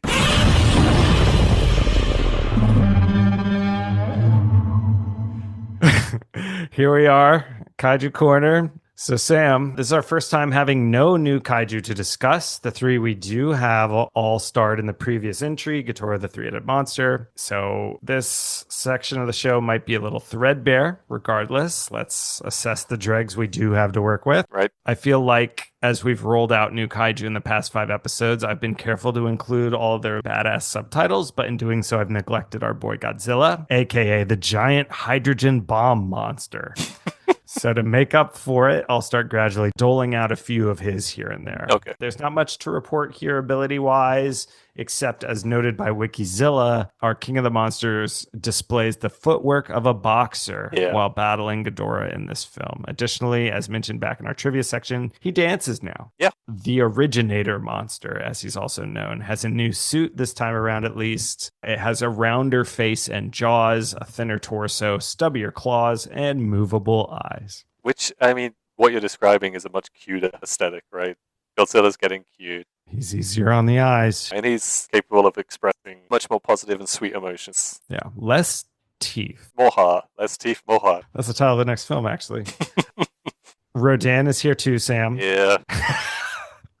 You don't like Rodan much, do you? I don't dislike Rodan. He serves the purpose of being able to fly. Yep. Mothra did it better, though. I loved his intro in Ghidorah, where he first showed up. Yep. And I love that he can carry Godzilla. That's really funny when you watch anyone being made to fly. King Kong stole the show, but seeing Godzilla being flown around is pretty amazing. Yeah. And Mothra, I suppose. For sure.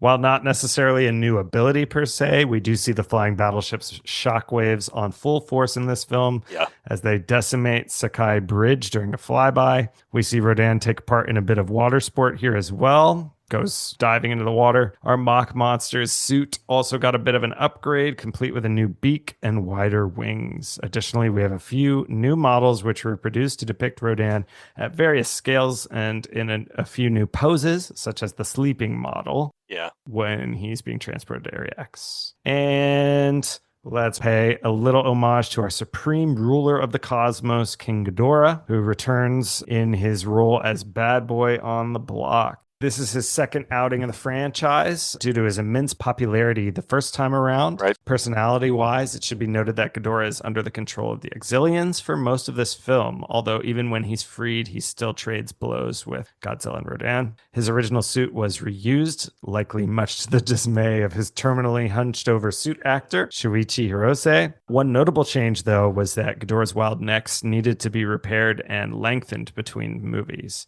Additionally, the wings were reinforced a bit at their bases, and aside from these minor changes and a bit of corroding paint, there's not much new here. Yeah, I find with Ghidorah, it's that first introduction, you do buy into the fact that he is this new tier of destruction. But I feel because we get him twice in a row and he essentially gets defeated twice in a row, it's diminishing returns and and you're going to have to find a new supervillain. I mean, that's how it seems from where I'm looking. Gotcha. Yeah.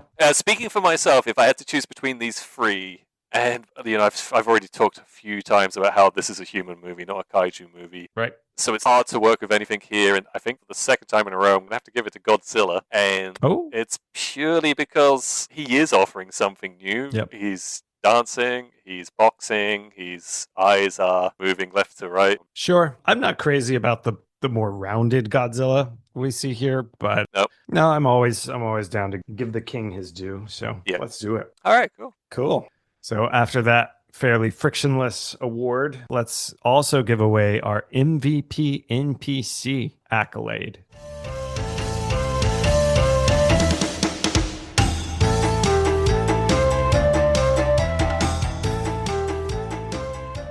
Right. And what is that, Sam? Thank you. Great question. So yeah, that's the award we give to any character who has the background role in the movie, but still manages to steal the scene, steal the show, steal our hearts. Yes. Previous winners, the Budapest Orchestra. Miniature toy soldiers and an overly zealous Coast Guard. Yes. A shaman on the beach. And the Xilien guards. The Xilien guards, yeah. That was a good choice. So I kind of thought, me and Raymond are definitely going to choose the same person for this one. But kind of reading between the lines, perhaps not. Evidently not, yeah. But you did briefly mention my choice. So my pick for this movie is the religious leader who, apropos of nothing, is at these huge meetings. Oh, okay, yeah. He sticks out like a sore thumb, mostly because of his dress or his wearing garb. like a black Cardinals outfit or something. Kind of like a Christian clerical robe and mitre hat. Yeah, but black and red. He does get a line. Oh. He says, we should pray about this. Oh, yeah. But for someone who has no say in anything, he manages to get himself into the action quite well, sticks out like a sore thumb. So yeah, I was pretty happy to choose him because he stood out to me immediately. And okay, I dig it. And I did clock him. In my eyes, though, I was drawn more to the national Japanese delegate of housewives. Yeah, how did I miss that? With her beehive hair. Title alone. And she's reporting that they're all for peace. They like the message of peace, yes. We dig peace. Yeah. Another slightly lesser option, perhaps, but the very serious-faced baby that's strapped to the back of Tetsuo's landlady. Thank you. Okay, though I was going to say, when we mentioned the possible pick for MVP NPC, yeah, kudos to that child doing its job perfectly. Yeah, I'm sure Honda was absolutely delighted with that. Oh, it's a stellar performance. They display absolute perturbedness. Woof. He's very perturbed without relying on tears and wailing as a baby. That's right. Yeah. So yeah. Kudos.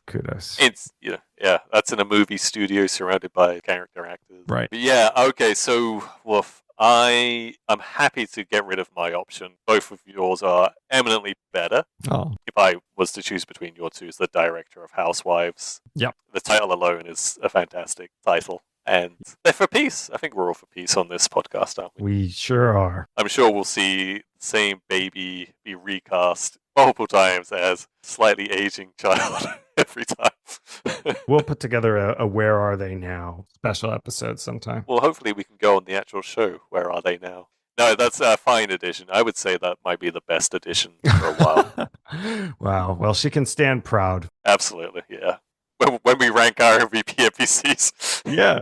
All right, dude. Well, one last segment, and then we're out of here. Monster Island bonus picks. Do you have anything cool that you've read, watched, listened to? I've got a couple books, so just quickly shout out. The first thing I have to shout out is my YouTube algorithm. It put me onto a channel called Liminal Spaces, which is a really charming and endearing channel led to you by a very passionate bibliophile. Mm-hmm. Clearly an American gentleman who wants to look like a wizard. He's got the long white hair and beard. Oh. Fairly, I wouldn't say he's that old, but he's got a very wizened hairstyle. Mm-hmm. And he's clearly just a very passionate man about sci-fi, fantasy, horror, novels, and artwork. Beautiful. Yeah, and I think he likes to give a lot of time to outliers. He will give time to the heavy hitters, but he also wants to advertise some lesser-known artists or writers. But yeah, the video that came up was, here are my 10 best psychedelic, I want to say,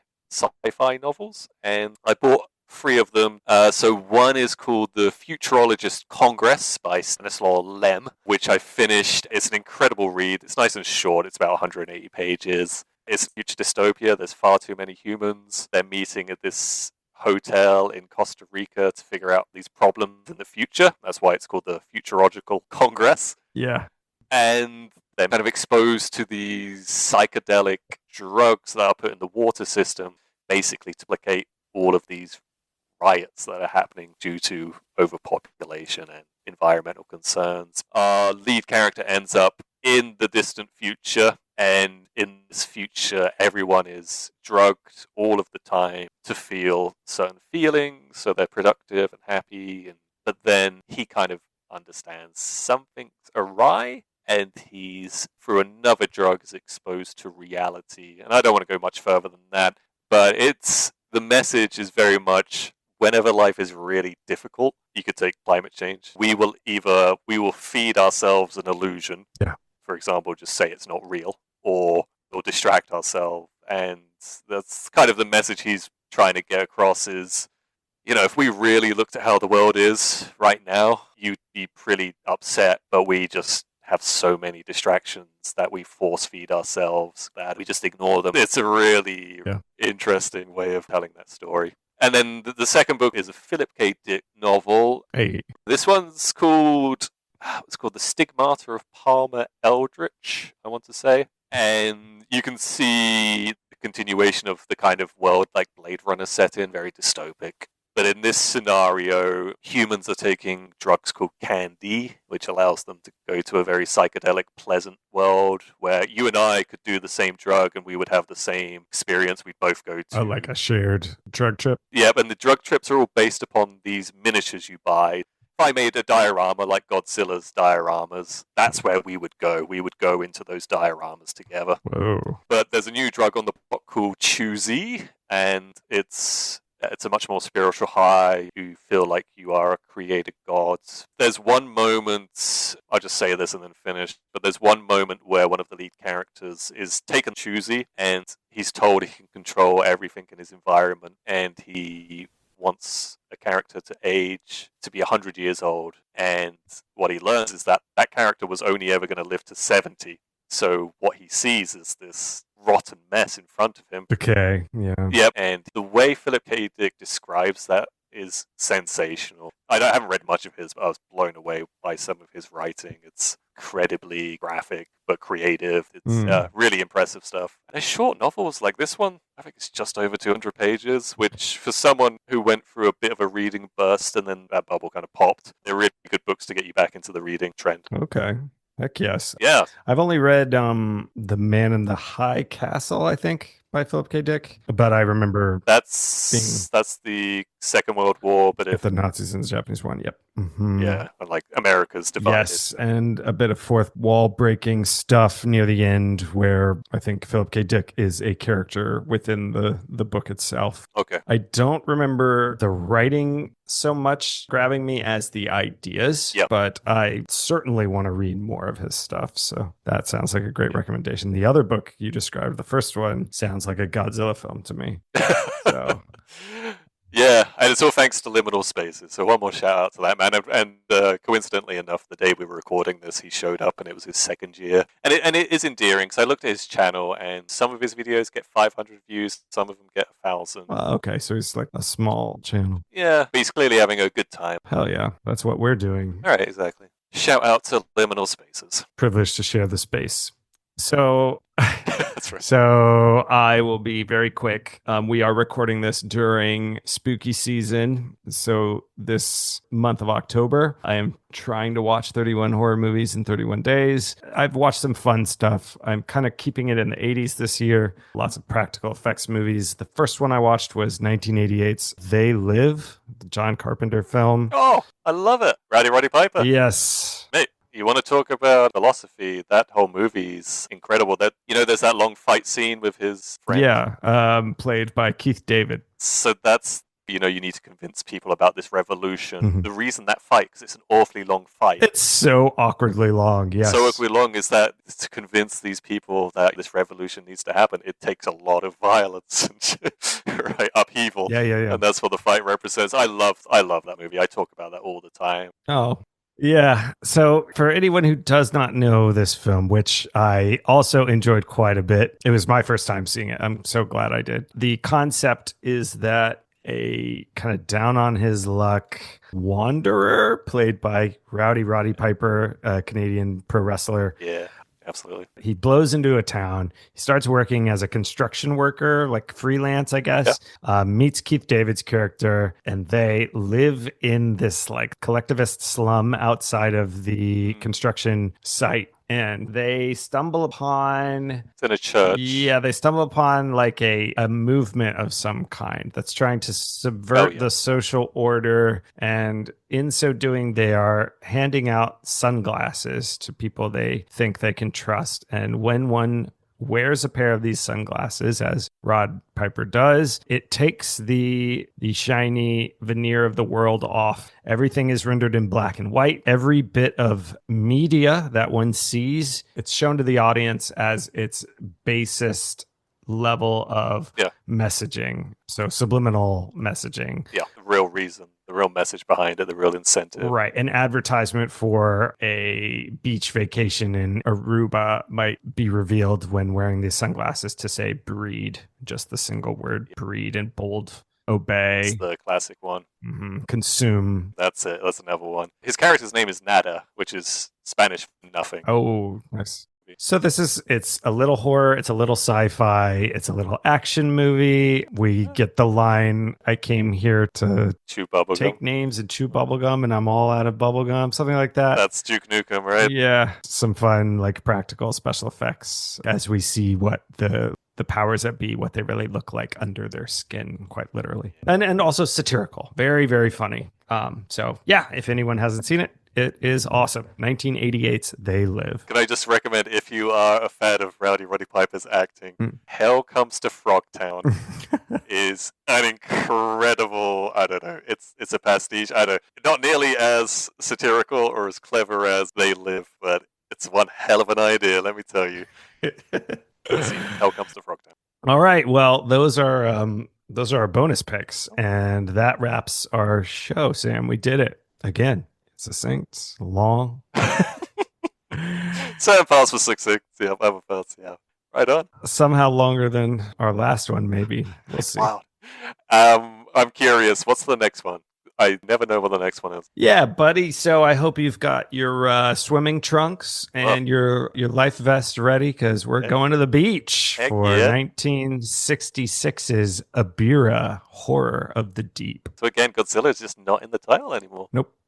Okay, so I can't wait to see what familiar faces we will see in this one. Yeah. Is this a Saperstein, or is this... We are free of Saperstein. He only did the one Godzilla film. He did the one Godzilla three movie. Toho movies. Burrito. Right on. I look forward very much to seeing that one. Me too. Anyone who listened all the way through, thank you so much. And please, and yes, I feel for you. Thank you for listening. If you find it in your heart to leave a review wherever you do listen to this, please do. 5 stars would be awesome, especially considering all the work we're doing for this. And if you want to reach us, please contact us via Gmail at that's GEE spotpod@gmail.com. GEE spotpod@gmail.com. Yeah, right on. Thank you very much, Raymond. Yeah, thanks, Sam. And let's all promote peace. Yeah, just like the housewives of Japan. Yes, we're all for peace here at the G Spot Pod.